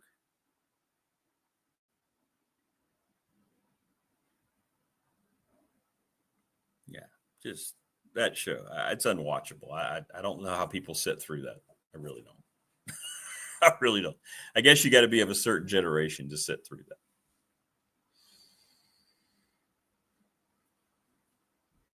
Did Memphis jump back in, Jimmy? Are they back in the top 25? Well, he's got another shot against Tulane. You know what? That's going to be great. You're going to see two guys that I know Tech has talked to. And that's a huge game. Silverfield and Sumrall head-to-head in a couple weeks. Watch that game closely, Tech fan. Absolutely, Wes. Yeah, follow ACC Huddle. Don't waste your time on the SEC network. That's all that ESPN Game Day is. Yeah, don't waste your time. Don't waste your time. Coach Elmassian is scheduled to join us here in just a little bit. The Hokie Coach Bowl. Yeah. Watch them. If Tech's not playing and you want to watch a game, I think you should watch that. I think that's a great game to watch in 2 weeks. To kind of – now, I don't think Tech's going to hire Silverfield, but I think John Sumrall is going to make the final cut. I do. He's going to make the final cut a lot of places. His reputation is pretty high right now. So Memphis back into 22. Okay. All right. That's a good place for them to be. Thanks, everybody, again. I'm getting a lot of messages this morning, people who didn't know what happened with my fiance's mom on Saturday morning. So thank you. And thanks, everybody, for understanding. I was really looking forward to the live chat. I was sitting around, matter of fact, when I got up earlier that morning before we got the news a few hours later, and I was thinking about, okay, we're going to go on at 6. This will be cool. We'll just have a good time. Tech, won their game, so everybody's going to be in a good mood. And I had some tidbits that I don't bring to the show here that I could have just thrown out a little bit, some things I heard.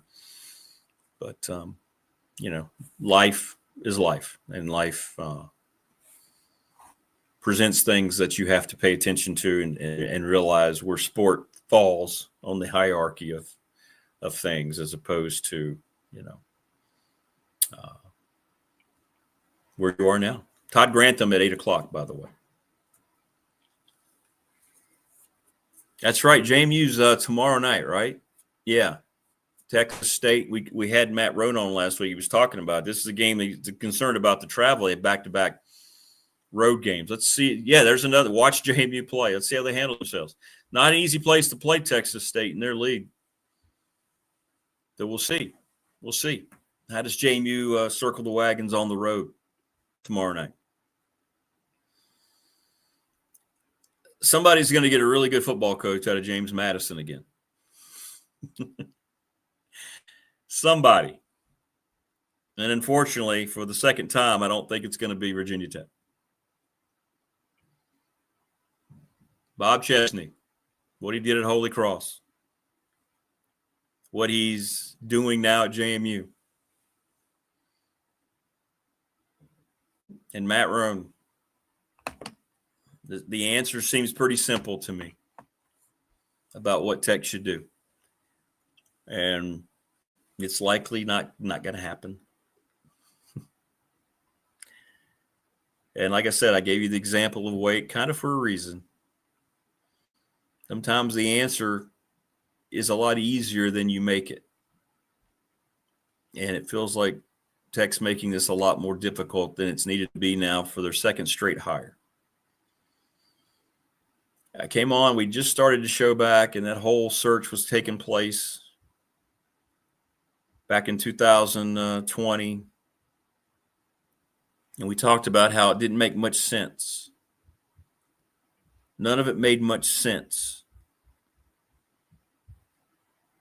And then they announced Brent Pry, and we said at the time, it's not revisionist history. It's not hindsight. We said this feels strange considering it's the second hire for Whit Babcock after the first one didn't work out.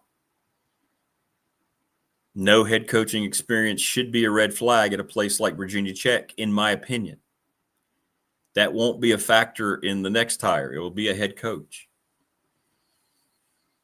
And, of course, it didn't work, and now here they are, and you have a guy who used to be a head coach, Phil Montgomery, doing just an admirable job, to say the least, with the Hokies. He's been amazing.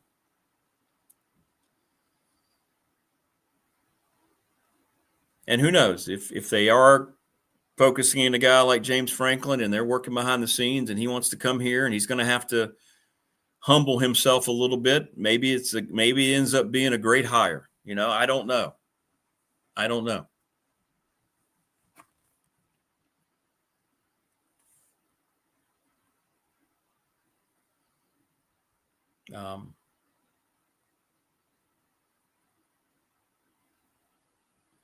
So we'll see. We shall see.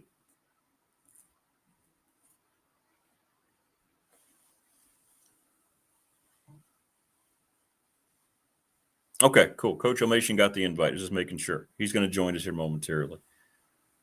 There was never a deal to close with Matt Campbell because they didn't get to that point of the conversation, which never made any sense to me. That was another strange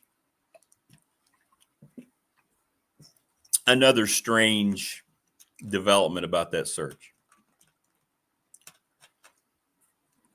Because that felt like at the time, as a matter of fact, I remember saying on that show, Matt Campbell or Dave Clawson made more sense to me than anybody else that I'd heard. And then they announced Brent Pry.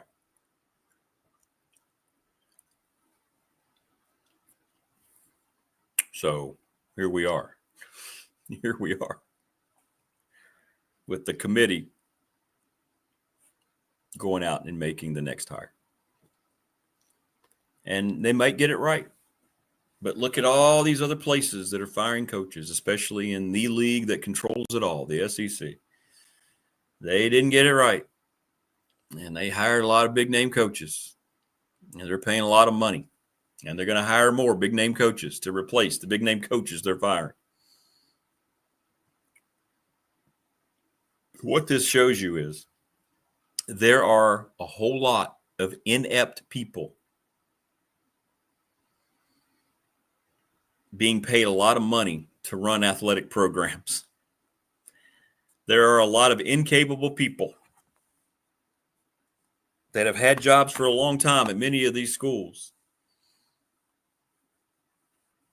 that don't know what they're doing. And it's showing now when you see all these firings and then the buyouts and so forth. Yeah, the not only you're right, Wayne. Not only was Prize hiring always befuddling, but then when he was allowed to bring in inexperienced coordinators on top of it without any kind of supervision, it was just a recipe for what happened. It was is it shocking what happened?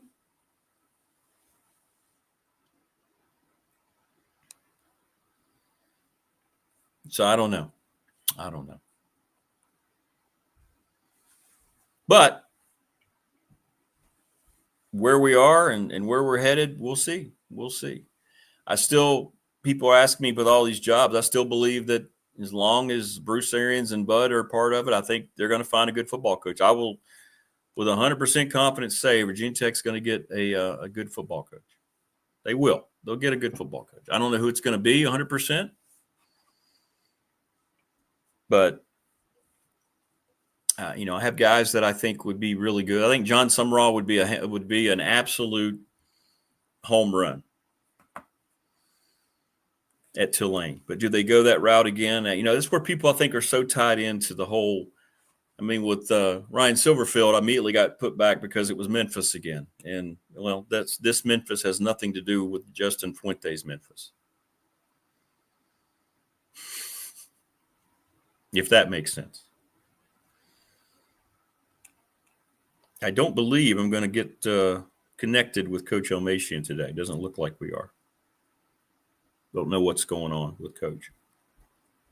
Maybe a connection problem, I'm guessing. Todd Grantham joins us at 8. Yeah, I don't know what's going on. Let me resend the invite here. That could be what it is. Sometimes the links are broken. So let me try to send one more time here. Well, I've got two. Which one did I send it to the first time? Let me send it to this one too. Let me send it to both. Coach, if you're watching, I just sent you the other invite as well. There we go.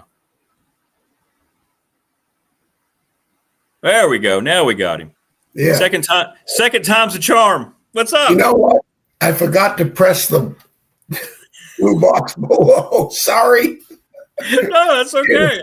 I thought sometimes these links are a little funky, so I just sent another one, and sometimes they break for whatever reason. So it's okay. That's all right. I think that's what happened. So we're good. How are you? Mechanical bypass. Correct. How are you doing? I'm doing great. Sorry for the loss. I appreciate it, Coach. I thought about you a lot this weekend, even after everything had happened here with the family. But I'm watching Wake Forest win that game with that field goal and against SMU, and I'm watching those kids and Coach Dickert, and it's just what you said. You've talked about the lineage of Wake Forest with Grobe, Clawson, and now this guy who looks like he's going to just fit right back into that mold. I mean, you were on it. And why not, if you're Tech, why can't you take that same mentality instead of, I don't know. But anyway. Well, I'm sure you'd like to think they will. I think between Bruce and Bud, I'd like to think that, the way you're thinking, the way I'm thinking, and my experiences at Virginia Tech, I think I have permission. Sure. For the 4 years of the toil that I put into that program, and not that I want to be on the committee and don't care to be on the committee, but I do think the pool at Virginia Tech is bigger than LSU's or Florida's. And it just like players. Right. There's only so many 5 stars you're going around. There's only Kurt Signetti's and the Nick Sabans, the Ryan Days. There's not many of those guys around under the circumstances that can handle the situations. But that doesn't mean that the Wake Forest guys, because he's at Wake. No, he's at Wake Forest, but he was at Washington State.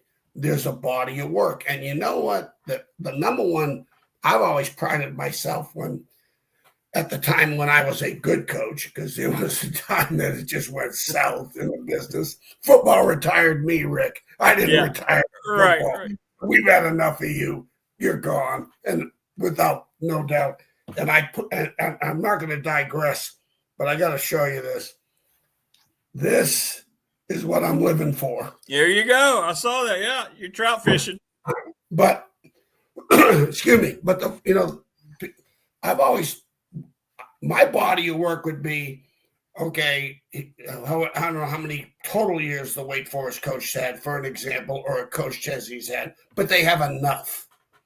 Okay, as a head football coach, you sit there. I would want to know the percentages of wins after a loss.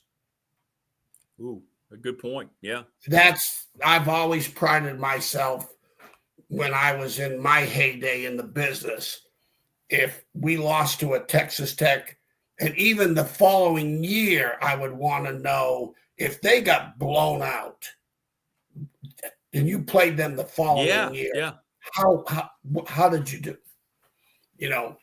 When you were especially when you were mismatched talent wise. Yeah, that's a great point. Were you able to bounce back and pull a win out? And I was always proud of myself that, like in the 93 year, we lost to a Miami team 21-3, bounced back the next week and won. We lost to a BC game team that was not, they were a good football team. And I tell people, I had a bad game plan and we weren't executing that very well. Yeah. So, right. Told Frank I'm going to do everything I can to hold him to 60. And if you want to fire me, I have no problems with it. But we came back and won, and West Virginia, we lost so those are the things that I'm most proud of is, after a goal not achieved that week to bring him back. And that's one thing I would look at. And those guys, the Wake Forest coach and the JMU coach, my bet is the percentages are going to be pretty good in terms of their, winning, handling the adversities. Basically, that's what your profile, one way to dig a profile. It's wins and losses. You are who you are, as Bill Parcells will say, by your record. Right. And you are who you are when you're watching on the film. This is who you are. This is your body of work. There's only 7 notes in music, Rick. It's not that hard. It's not that complicated. You're right. You're right. All right. 26 letters in the alphabet. Come on, look at the dictionary. So 100% agree with you. Well, that's what I was talking about earlier, Coach. Ryan Silverfield, right? They came off an inexplicable loss 2 weeks ago. I mean, how? They were 23-point favorites at UAB, just lost their coach. They lose that game, but yet they come back, home crowd, and they beat a ranked team. And it's just what you're talking about. How do you perform after – and look how they played against USF. So exactly. Yeah. Those are telling for me, those are, I always try to, you get into the profiles, the inner workings of a coach and their staff, don't forget, it's not a one-man show. That's right. Okay. That's right. You're going to be as good as your staff is and bringing in people that, I think Jermaine Ferrell brought out great points of, you're selling your program, but it all starts at the top, but also that staff it makes or break the head football coach, makes or break the program because there's so many, and then the trainer, then the strength coach, on and on. Anybody who puts a hand on your player that can touch your player, they better be on the same page you are. And so those are very important points. I fully 100% concur. And Wake Forest, they beat SMU. Yeah. This weekend. Shut them down defensively and then kick the game-winning field goal. And then they just had a celebration like this one. I mean, the excitement around the program. I mean, he's done a great job. He's done a great job in year one. Great job. So, no doubt. Crazy. Phil Elmassian joining us on the program, the 40-plus year veteran of college football coaching. It's just great to tap into his wisdom. Measured in dog years. Yeah. Well, let's get into LSU a little bit. Brian Kelly, sure. you know that place very well. Yeah. Yes. I think the experience I had gives me a little bit of credibility, but I don't know if anybody really knows that place well enough. They have fired just about every. Here's the thing about LSU. Let me give you a quick story. Yes, please. We had just taken over. Nick Saban never gets enough credit for the job he did because it's not even written about the problems that Jerry DiNardo, who's a great coach, great guy. Love Jerry, but the mess the program was in after, not just because of the only three wins, they had, I call it A to Z issues. Yeah. Every letter in the alphabet, put a word in front of it that's going to be a negative, and that's the problems. That's what you're left with. Right. And the first thing he did was build an academic building. That was the first thing. The academic byproduct of losing is a mess. But the bottom line is he hires Pete Jenkins, and Pete Jenkins had been an assistant coach. He kind of like the Bud Foster of LSU, been there through Mike Archer. I don't know if he was there with Charlie Mack, but he's like, the guy in the state of Louisiana. He's Mr. LSU. So he brings Pete out of retirement to coach the D-line, and that's for recruiting and to get into New Orleans and recruiting. So I'm sitting there with Pete and, trying to learn about the program. And I said, Pete, you know what? We got to win the border wars here, like Arkansas, Mississippi State. You're in the West. Win the borders war, and everything else will take care of itself. Sure. Because you can't. You don't want to lose to Arkansas. You don't want to lose to Mississippi State. And let me tell you, I'll tell you what cost Brian Kelly that job. One of the 5 reasons, and it's called Ole Miss. It is a rivalry that the money people in both programs, it's huge. I think it goes back to the Billy Cannon days. But Pete looked at me, he goes, it was old Southern, he goes, boy, let me tell you something. If we lose to Alabama, they'll fire our ass. I went, and you're like, whoa, yeah. I'm thinking Alabama, LSU, I'm excited about it. Then I look up. I think I'm accurate on this because this has been 25 years, but they had not beaten Alabama at home since 1969. So I'm going to get fired on a job on a team that they ain't beat since 69. This place is a mess. And it is a mess. They have fired every football coach they have ever had except for 2. Nick Saban, who left, and Bill Arnsparger, who left to become the AD at Florida. Right. They fired Charlie Mack, who was the winningest coach in LSU at one time. They fired Mike Archer, who had a couple of 10-win seasons. And then after 2 years, when they fired Jerry DiNardo, who had a 10-win season after 2 years. And then you get into the Les Miles winning the national championship, Ed Orgeron winning the national championship, and now Brian Kelly, which this does not surprise me. Nick, people wonder, how can you get this Northern Yankee to come down to Louisiana to coach? But the same thing was Brian Kelly. The only difference was Brian Kelly was a Northern Yankee with a false accent. Yeah. It was not a good marriage. That was not going to work.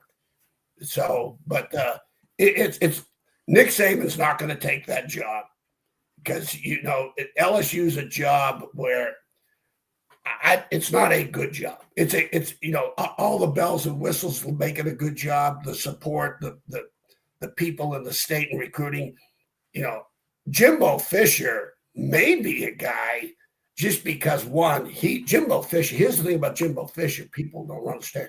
He's not a good recruiter. He is a great recruiter. I was with him. He's a bulldog. And let me tell you, he had Baton Rouge area for recruiting, and that's the toughest because, a lot of the kids, even though you're too close to home. And so when you sign Marcus Spears and Michael Clayton, and these are names that if you Google them, these were big time 5-star guys, and he got them in the area. They didn't get away. He is a bulldog in recruiting. If you talk to those players, they'll tell you. So I don't know if I would think his name will be thrown around. It'll be interesting in the direction that they go. Nick Saban will voice, but he's not taking that job. He'll take the Texas job if he takes it. Yeah. So he would take Texas, you think, if they go. I think yeah. Oh, yeah. Oh, yeah. That's going to be interesting. But, LSU is it's like, here's what's going on, Rick. And right now, because this is the byproduct of the NIL, make no mistake about it. The job openings right now, this was just a matter of time. And this is the culmination of NIL money at work. Okay. We're paying the quarterback $1 million. The players are, all this money they're investing in, and the dividends are not being paid out. So let's fire the guy. Okay, that's number one. So now what's happened, schools are going out with the search firms. There's so much back channel. The schools are not involved talking to coaches yet. They can't be. A lot of them have jobs. So that between the search firms and the agents, that's where the conversation is. Correct. And Jimmy Sexton is representing just about all of them. So he'll be a rich man. But that is definitely when you hear about, and the agents will try to release this stuff to get their names Absolutely. out. Either to get a raise or a contract extension at their place, or to get that job that they actually do want. So all that rumor you're hearing is between search firms and agents, not the universities. Well, and we're going to hear more because the agents are going to put more of that out there for their clients, Sexton being the main guy, right? We're going to hear more and more and more and more. How much do you think is being controlled with the actual firings at places too? How much? I know the boosters, like that whole thing, Ross Dellinger's article today, Yahoo, is a good read, Coach, because he was up there and hearing how all that unfolded very quickly with, okay, how much money do we need to get? Who do we need to call? We got the contract in hand. We're going to owe him how much? Okay, well, if he's going to take another job, we can negotiate with him tomorrow. He was fired before the Texas A&M game ended. Without a doubt. Don't forget, Rick, they got the money. Right. They have the money. They don't sign guys to these contracts. They just don't. These are business people. These are people with money that have, enough that they get this investment. So with this investment, the conversation is, okay, let's sign them. You're going to be the guy, and they're going to go around and say, look, we at least to get 3/4 of it. Right. Okay, not maybe all of it. But they've got to have that commitment. The commitment to sign them has got to be the same as the commitment to fire them. The money people, they got to have the same commitment. Because they can't just sit there and go, oh, my God, we don't have the money. Yeah. And, they got the money because obviously, just look what's going on consistently now. They have the money. Hey, they got the money to give $1 million to an 18-year-old kid. That's a great point. Would you give $1 million to an 18? I would. My own. If I had an 18-year-old child, I ain't giving him $1 million. No, never. I don't care how talented he is. Ain't coming from me. If I had the money. Well, it blows me away. I've said for the last 3 weeks we'd have another major opening week by week, and sure enough, it's happened all 3 weeks. No, you called it. I was kind of surprised at LSU, but I'm not because like I said, the year after Nick won a national championship, LSU, you're not sustaining there. I mean, when you look at the Jajuan and the Miles, the coaches that have stayed there for quite a while, longer than I think just as long as Nick did. You lose to Ole Miss, let me tell you, they're the money people. It is a huge rivalry, and I think it goes back to the Billy Cannon days. Yeah. It does. Yeah. I don't know, but I'm just telling you that when Nick won the year after Nick won the national championship, Ole Miss beat him. And I don't know if they beat him 2 years in a row, or at least they beat him one time. I know he lost to Ole Miss at least twice. You talk about some peed off alumni and people, that it got intense down there. Just one loss to Ole Miss. It's one of 5 reasons that Brian Kelly got fired. Probably number 5, but it's one of 5. Well, it's fascinating, and the money is going to keep growing, and the names are going to keep growing. The list all are the going to money, keep growing. baby. All the money. All the money. You going fishing this week? No, I'm done. I'm home. We've been traveling, been to Madison, been up in the mountains. Got my trout fishing in. I usually try to hit the New River, but I'm done probably till next year, the spring. Going to William Mary this weekend. Oh, good. William Mary, Plum University. Yeah. Give us an update on what's going up there with the tribe. Yeah, I'm heading up there this year with Radford basketball. So there you go. Oh, all right. Okay, cool. Yeah. But and then the cool thing, then Virginia Tech, what a great game that was. Overcame the officiating on both sides. It was so bad. Those guys need to be fired. There's no reprimand, nothing. Fire. Here's your game check. You're doing a great job. Here's your game check, boys. Yeah. This one of the reasons that I did this roughing the quarterback and targeting on the quarterbacks. I got to the point in the years later in my coaching, like when I was at Nebraska, Zach Taylor, the head coach of the Bengals, he was our quarterback. Yeah. So I walked into the quarterbacks meeting and gave Victoria's Secret catalog and go, here, pick your uniform out. Like Jack Lambert, right? When you said that all quarterbacks you can't touch him. You can't touch these guys anymore. It's just, but hey, I get the safety. I understand the safety. There's some hits I go, oh my God. But the one that they called targeting, it's gotten out of control. Yeah, it has. And I'll tell you what, the quarterbacks, they're not happy about it either. No. Now the team that got the penalty is, but other than that, in the game, they're not happy about it. They want to play the game. Right. Yeah. Let's play the game. Let's play the game. Really sad. But I'll tell you, Virginia Tech, they finally ran drones on designed quarterback runs. You said that 3.5, 4 weeks ago here. Yeah. I've been saying that on Greg Roberts.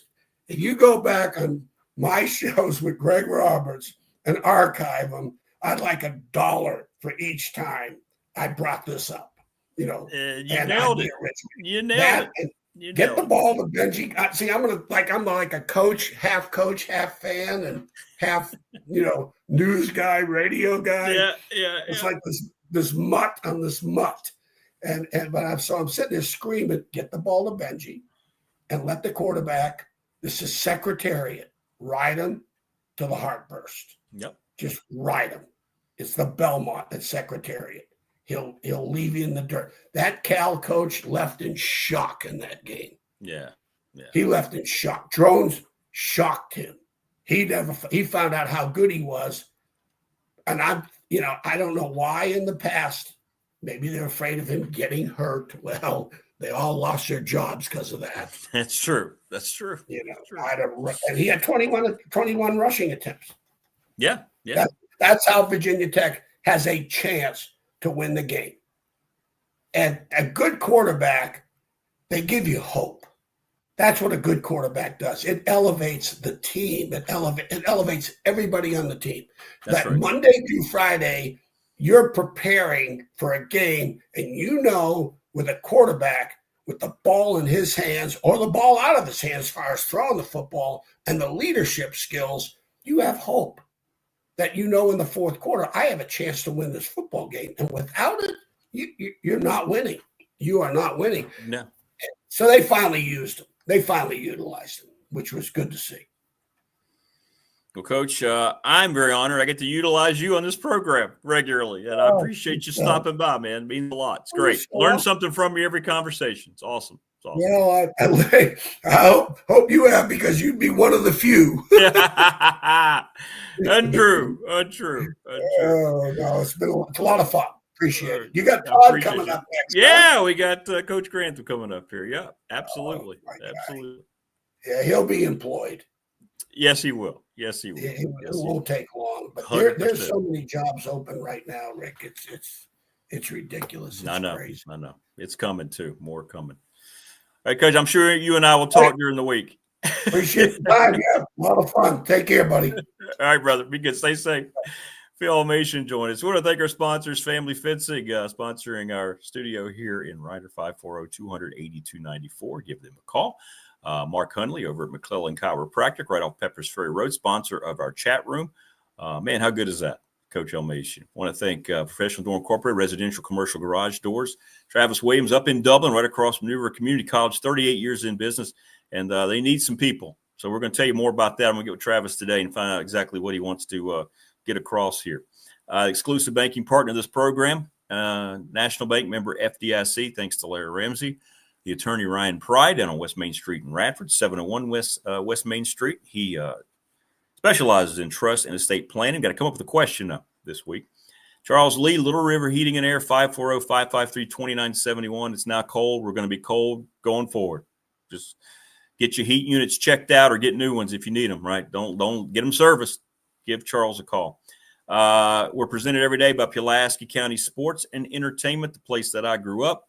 Presenting sponsor of this program. It means everything. And appreciate Jonathan Sweet, Tim Miller, and the gang there. Lawson's Mobile Home Supply, 300 Franklin Street in Christiansburg, 381-8011. If you're looking for a new vehicle, go see Brad Harvey. He's helped me on my last three. I mean, I bought my last three cars from Harvey's. So go. He's been dedicated to the community, and they're not ever trying to give you a sales pitch. They're awesome. They're awesome. And the NRV Super Bowl. They've been part of the community for over 25 years, 382-5525. Boogie Bowling coming up for Halloween this weekend. Great stuff, Phil Elmassian, as always. And always great stuff when we're joined by our next guest. There he is, my former teammate, good friend, and now the coach, Todd Grantham. What's going on, TG? How are you? Hey, buddy. Good morning. How you doing this morning? Doing good, man. Good to see you. Don't you love Coach Elmo? How much fun is that guy? Yeah. What was funny is listening to him at the end there. I actually got to watch the end of that Virginia Tech game. Cal was just a guy short. They were basically running the option play, and the guy was coming back on what we call a crunch play. And the guy that had the tight end man-to-man also had the quarterback. Well, that you ain't stopping that play like that. They were a guy short every time. And, Virginia Tech did a good job of realizing they were a guy short, and they just rode it till they, got to win. And that was good to see. But the other thing was, I wasn't going to say anything about it, but like the roughing the passer penalty on Virginia Tech, I'm like, dude, I mean, where did you get that call from? I'm anyway, but that's actually the first game I'd got to see. Because I usually don't get to watch games and things like that. But, now I'm getting to watch a few games. So I got to watch the second half of it, and it was good to see. Interesting.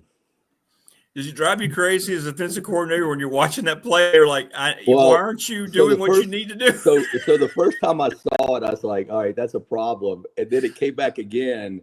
And then if you watch the TV copy of it, the head coach at Cal, who I know, he's a good guy. Yeah, he was all over the defensive coordinator, and I knew what the issue was. It's like, hey man, you're a guy short. Like you're -1 on that play, and you better get +1 because you're gonna see it again.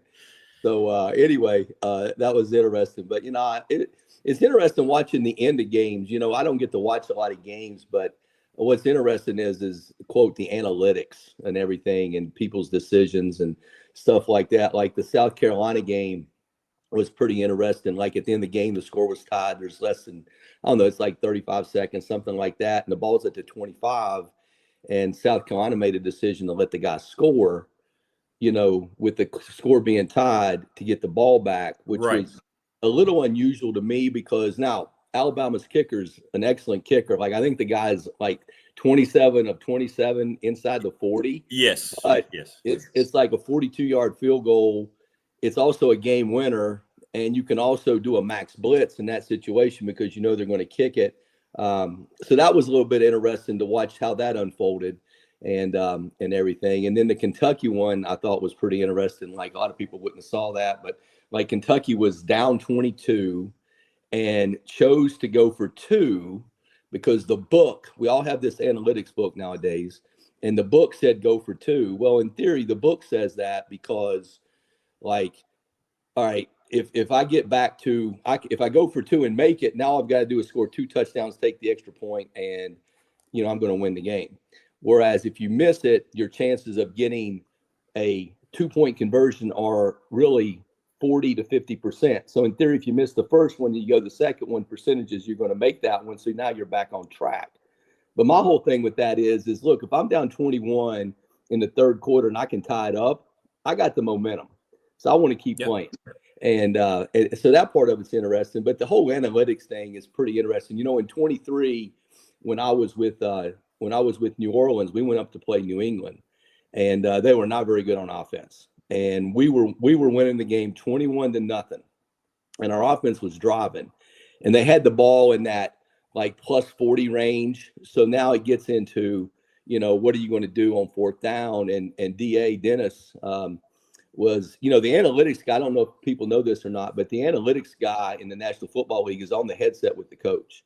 I mean, he's there. So like if the head coach says, hey, what's the book say? You know, and so anyway, then DA asked our guy, said, hey, what's the book say? Well, the guy like locked up. He was like, flip it. And I'm like, what the hell you mean flip it? I go, we're winning this game 21-0.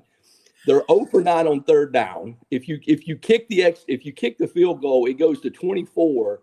And now we're up 3 touchdowns with 2 2-point conversions. And I'm like, they're not going to score 3 touchdowns anyway, but if they did, they're not going to get 3 2-point conversions. I'm like, kick the damn field goal. And I mean, but he was kind of like, hey, it's 50-50 and all that. And so anyway, DA ended up kicking the field goal. We went up 24. We won the game 34-0. But the whole analytics thing is interesting just because as soon as you say, well, analytics says, it's like, oh, that's correct. Oh, I know. And what's funny about it is, you know, and I even asked our guys in New Orleans, because I got a good relationship with them. I said, hey, I got a question. I said, you know, we evaluate players because we all evaluate players, good players, bad players. You know, what do you think of them? And we obviously evaluate coaches. I said, who evaluates analytics? I mean, to say it's right, because at the end of the day, an analytic is a human algorithm. Right. So what's to say that the stuff you put in there is the correct stuff? Like, for example, hey, 4th and 1, go for it. Well, what if your left guard is out of the game and you got your backup in the game? So does it say go for it then? So that whole thing is kind of interesting to me, and just listening to it. So anyway, that's my spill on that. But other than that, man, what's been going on? Yeah, a lot going on. Well, it's interesting what you say about analytics too, because in college basketball, it's happening even more so. Oh, I hear about it now. Oh, the dedication to analytics, and you're right. Like, who's checking that? It's a great point you're making. Because what's happening on the field may not. Yeah, it may identify the analytic equation, but what's the real presentation of it? I think that's a terrific point that you make. So that's interesting. Yeah. So.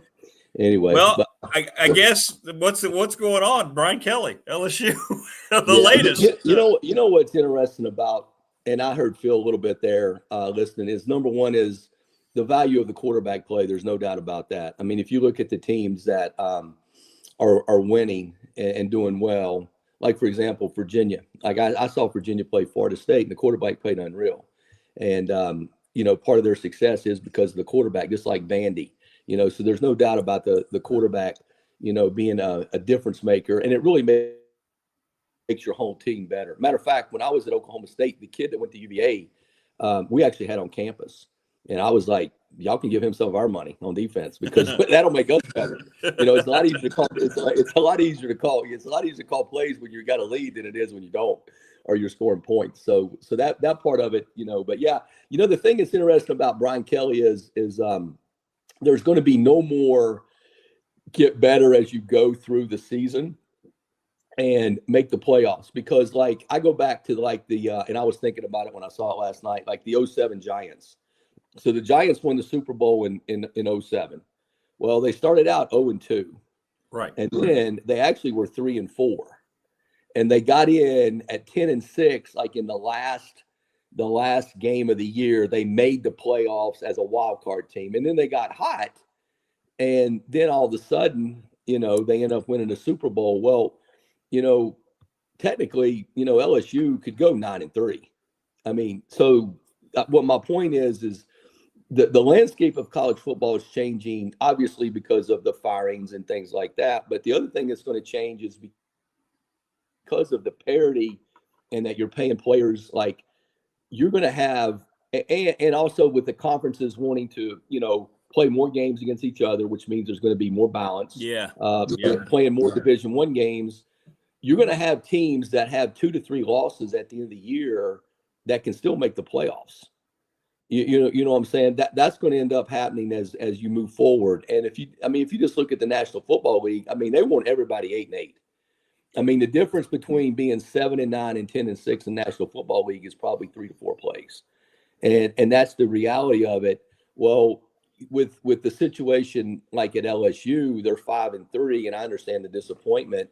And hey, that's their prerogative to do what they want to do. But one, they have a good defense. They play good on defense. They haven't had the consistency on offense that you would like right now, but they have a talented quarterback.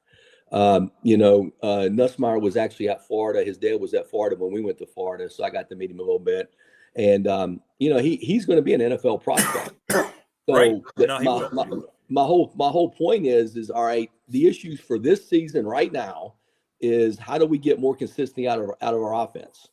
Well, with the decision you made, you're no longer probably going to be winning games or being able to compete for the playoff spots, because kids read social media, whether Absolutely. You want it. I mean, they're going to read social media. They're going to interact with all that. So that's going to affect their performance. So, the ability to get better as the season goes along is going to kind of, not be there anymore because people are making such quick decisions.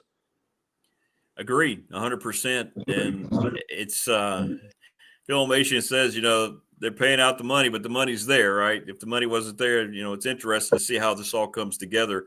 What do you think about from a Virginia Tech perspective, Coach? Did you hear anything else over the weekend?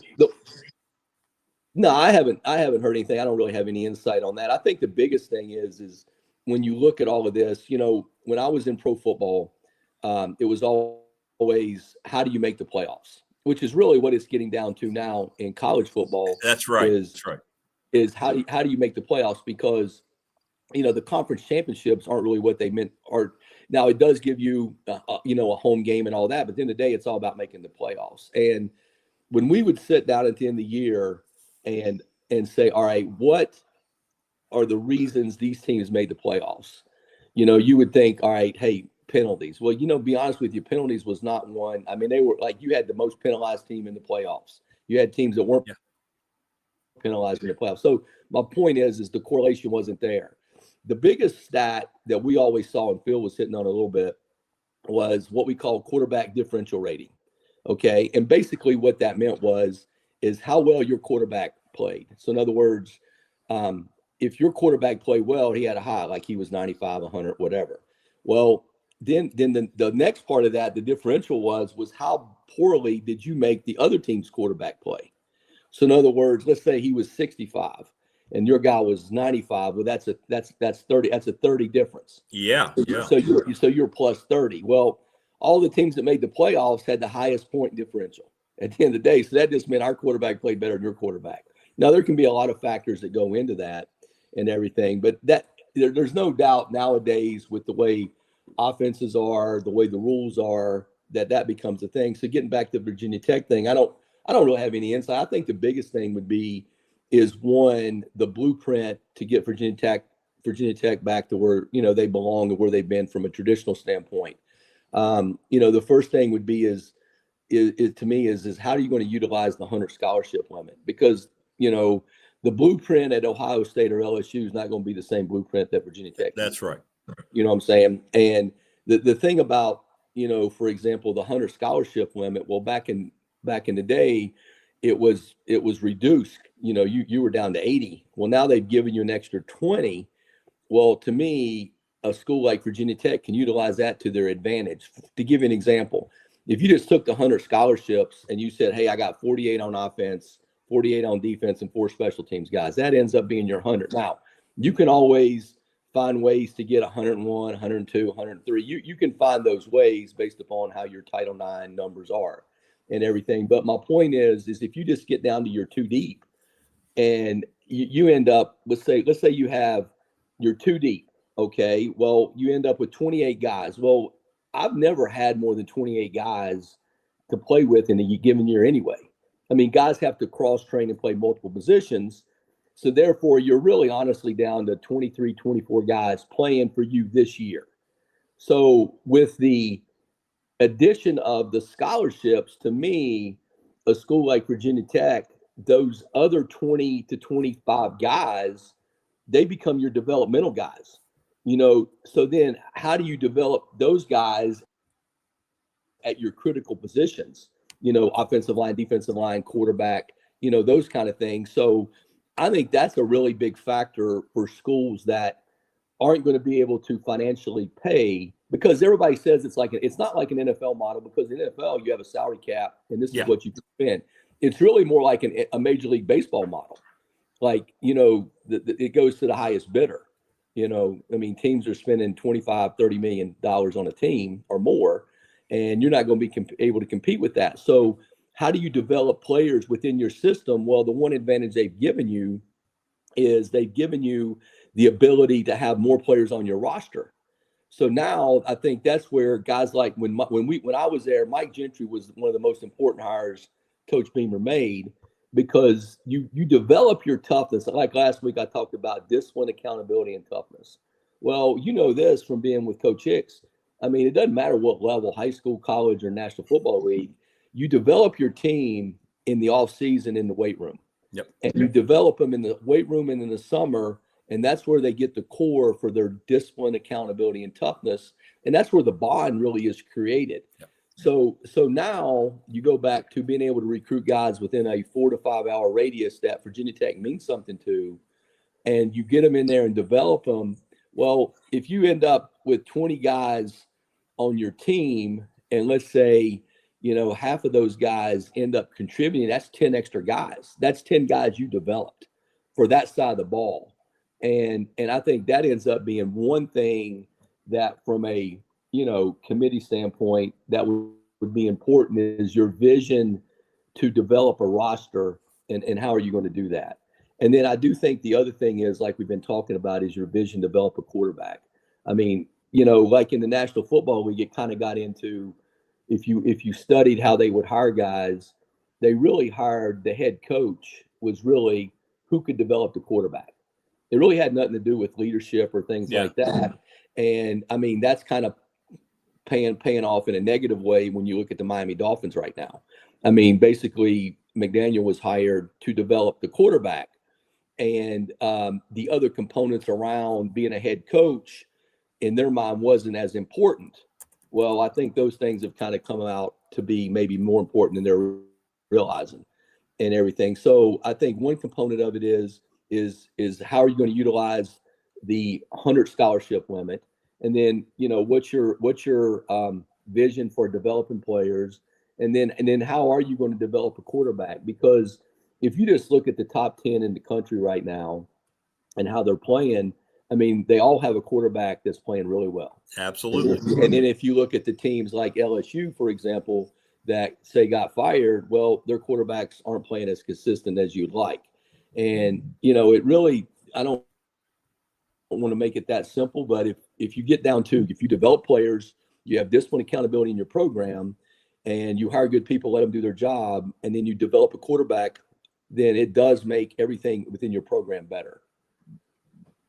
No, and then there you go. Now there is a analytic that makes a lot of sense, to be honest with you.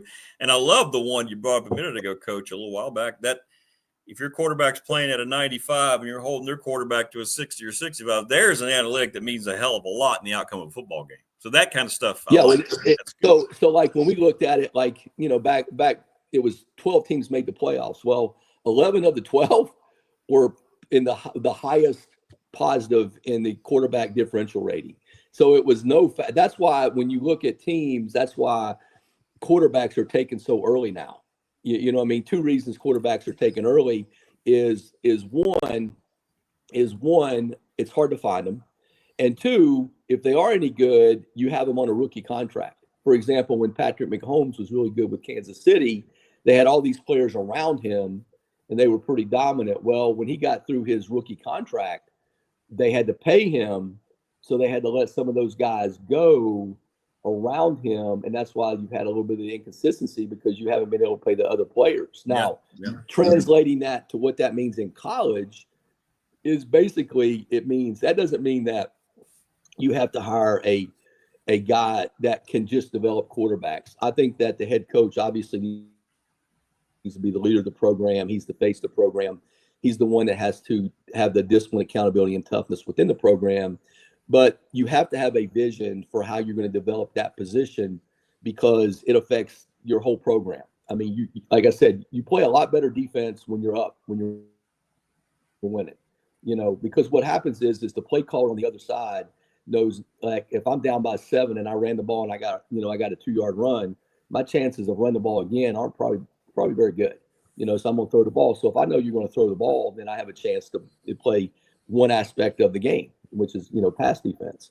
So there's no doubt that position is really critical in what you're doing and how you want to go. And like I said, you can just look at the teams right now that are playing well, look how their quarterbacks are playing, and then look at the teams that, have made some changes and how well did their quarterbacks play.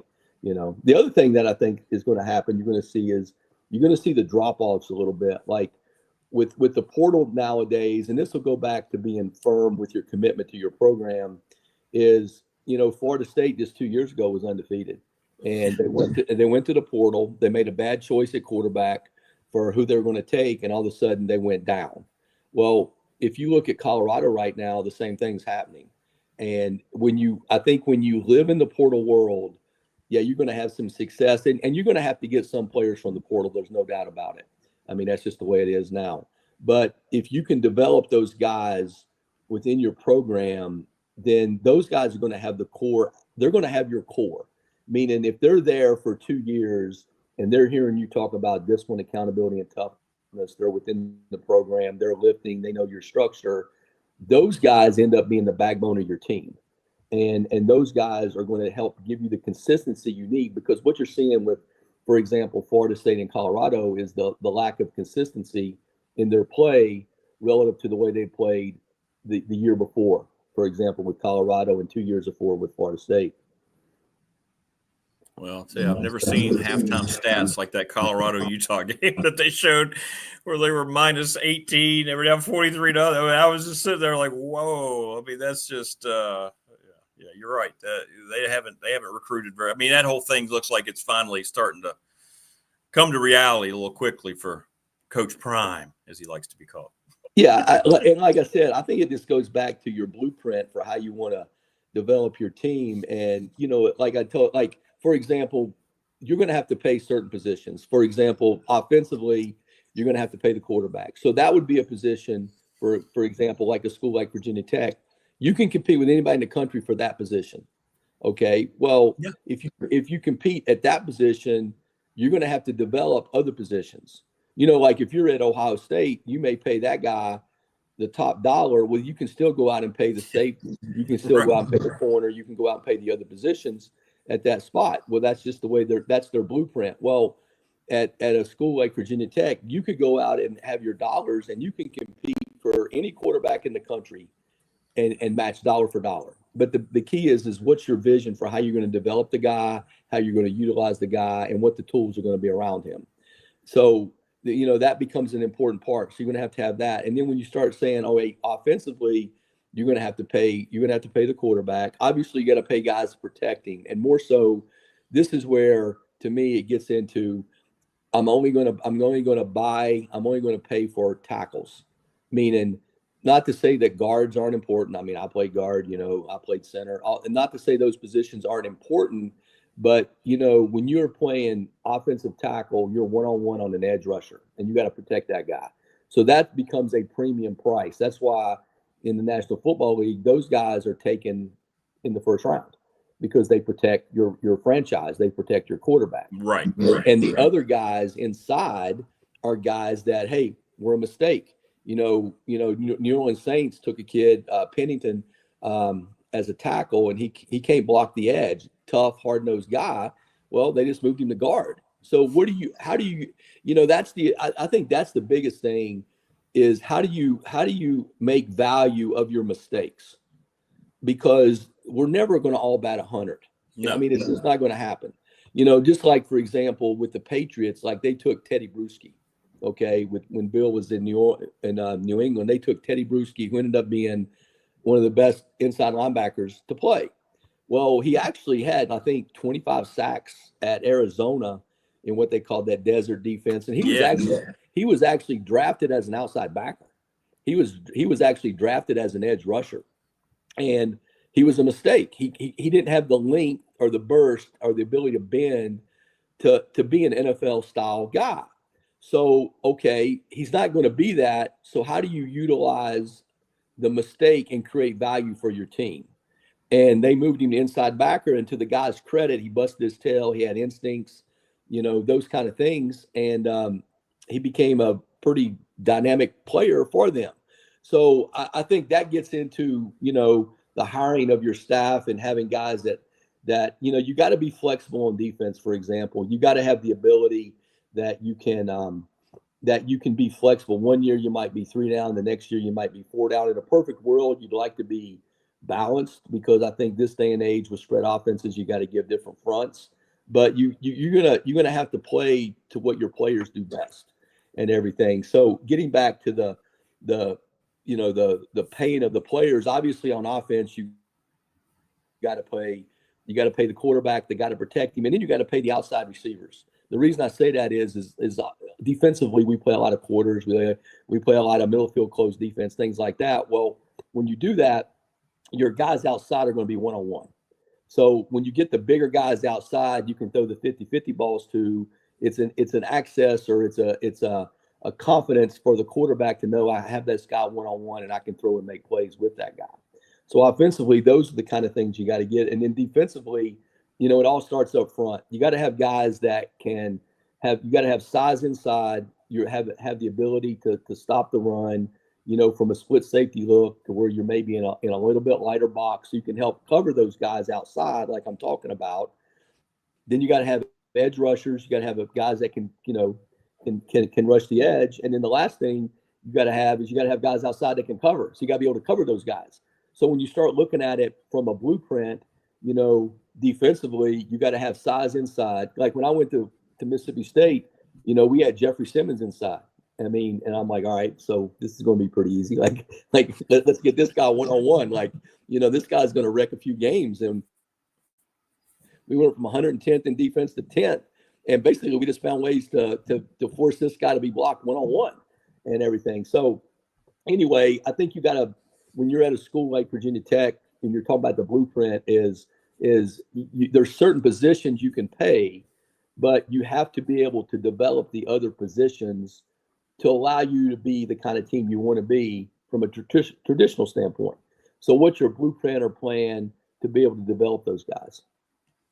No, it's great stuff, brother. It's a great education, man. I know the people just sit there like me, like, wow, this is great. This is great. And hope we can keep still having you on, man, as long as it works out for you. Hey, man, this is awesome. I mean, I get to come on. I get to talk a little bit. It's fun. To visit with you. It's fun. So I tell you what I'll do. I couldn't come on before because of my contract. I wasn't allowed to do media during the season. So I'm just going to put it in my next contract that I have to be able to come on your show. Yeah, come on this show. So I'll be on that. That'll tick off the local people, I guess. But hey, that'll be great. You can't make everybody happy. That'd be great. I appreciate that. That'd be awesome. I'd love to see that. If that happens, I want you to take a picture and send me that. No, I'm going to put it in there because, when they hire you, they want you. So they'll give you whatever they want. I mean, look at some of these guys that are getting you didn't let go. I mean, like Brian Kelly's getting $54 million. I mean, so they want you, obviously. So what we'll do is we'll just put that in the contract next time that I have to be able to do media with you every Monday. There you go. I love it. I'm down. All right, Coach. Listen, have a great rest of the week, man. Thanks, man. Terrific stuff. Be good, man. Always. Take care. See you, bud. Right, bye-bye. There you go. Todd Grantham joined us. Yeah, I'm going to be a clause in his new contract. That's great. Thanks again to everybody. Again, for your well wishes. Means a lot. Thank you. And thank you to everybody for your support. Please like and subscribe and tell people about the channel. It's free as we try to climb the subscription number. Thank you so much again for all of our guests today. Thanks to Jermaine Ferrell, Elmassian, and Todd Grantham. And it's good to be here. It's good therapy when tragedy happens like happened to our family on Saturday. So thank you so much for that. And we'll see you tomorrow on the Tuesday edition of the program. Enjoy the rest of your day. Folks, I don't know, not because of me in any way, shape, or form, but you don't get that in many places. You don't get a guy like Elmassian and Todd Grantham supplying that kind of knowledge and insight. I hope you appreciate it as much as I do. I know you do. Outstanding analysis, man. That's just wow. And now you'll think about that like me the rest of the day. You get to learn a lot. Thanks, everybody. Take care. Enjoy your Monday. We'll see you tomorrow on the Tuesday edition. Be good.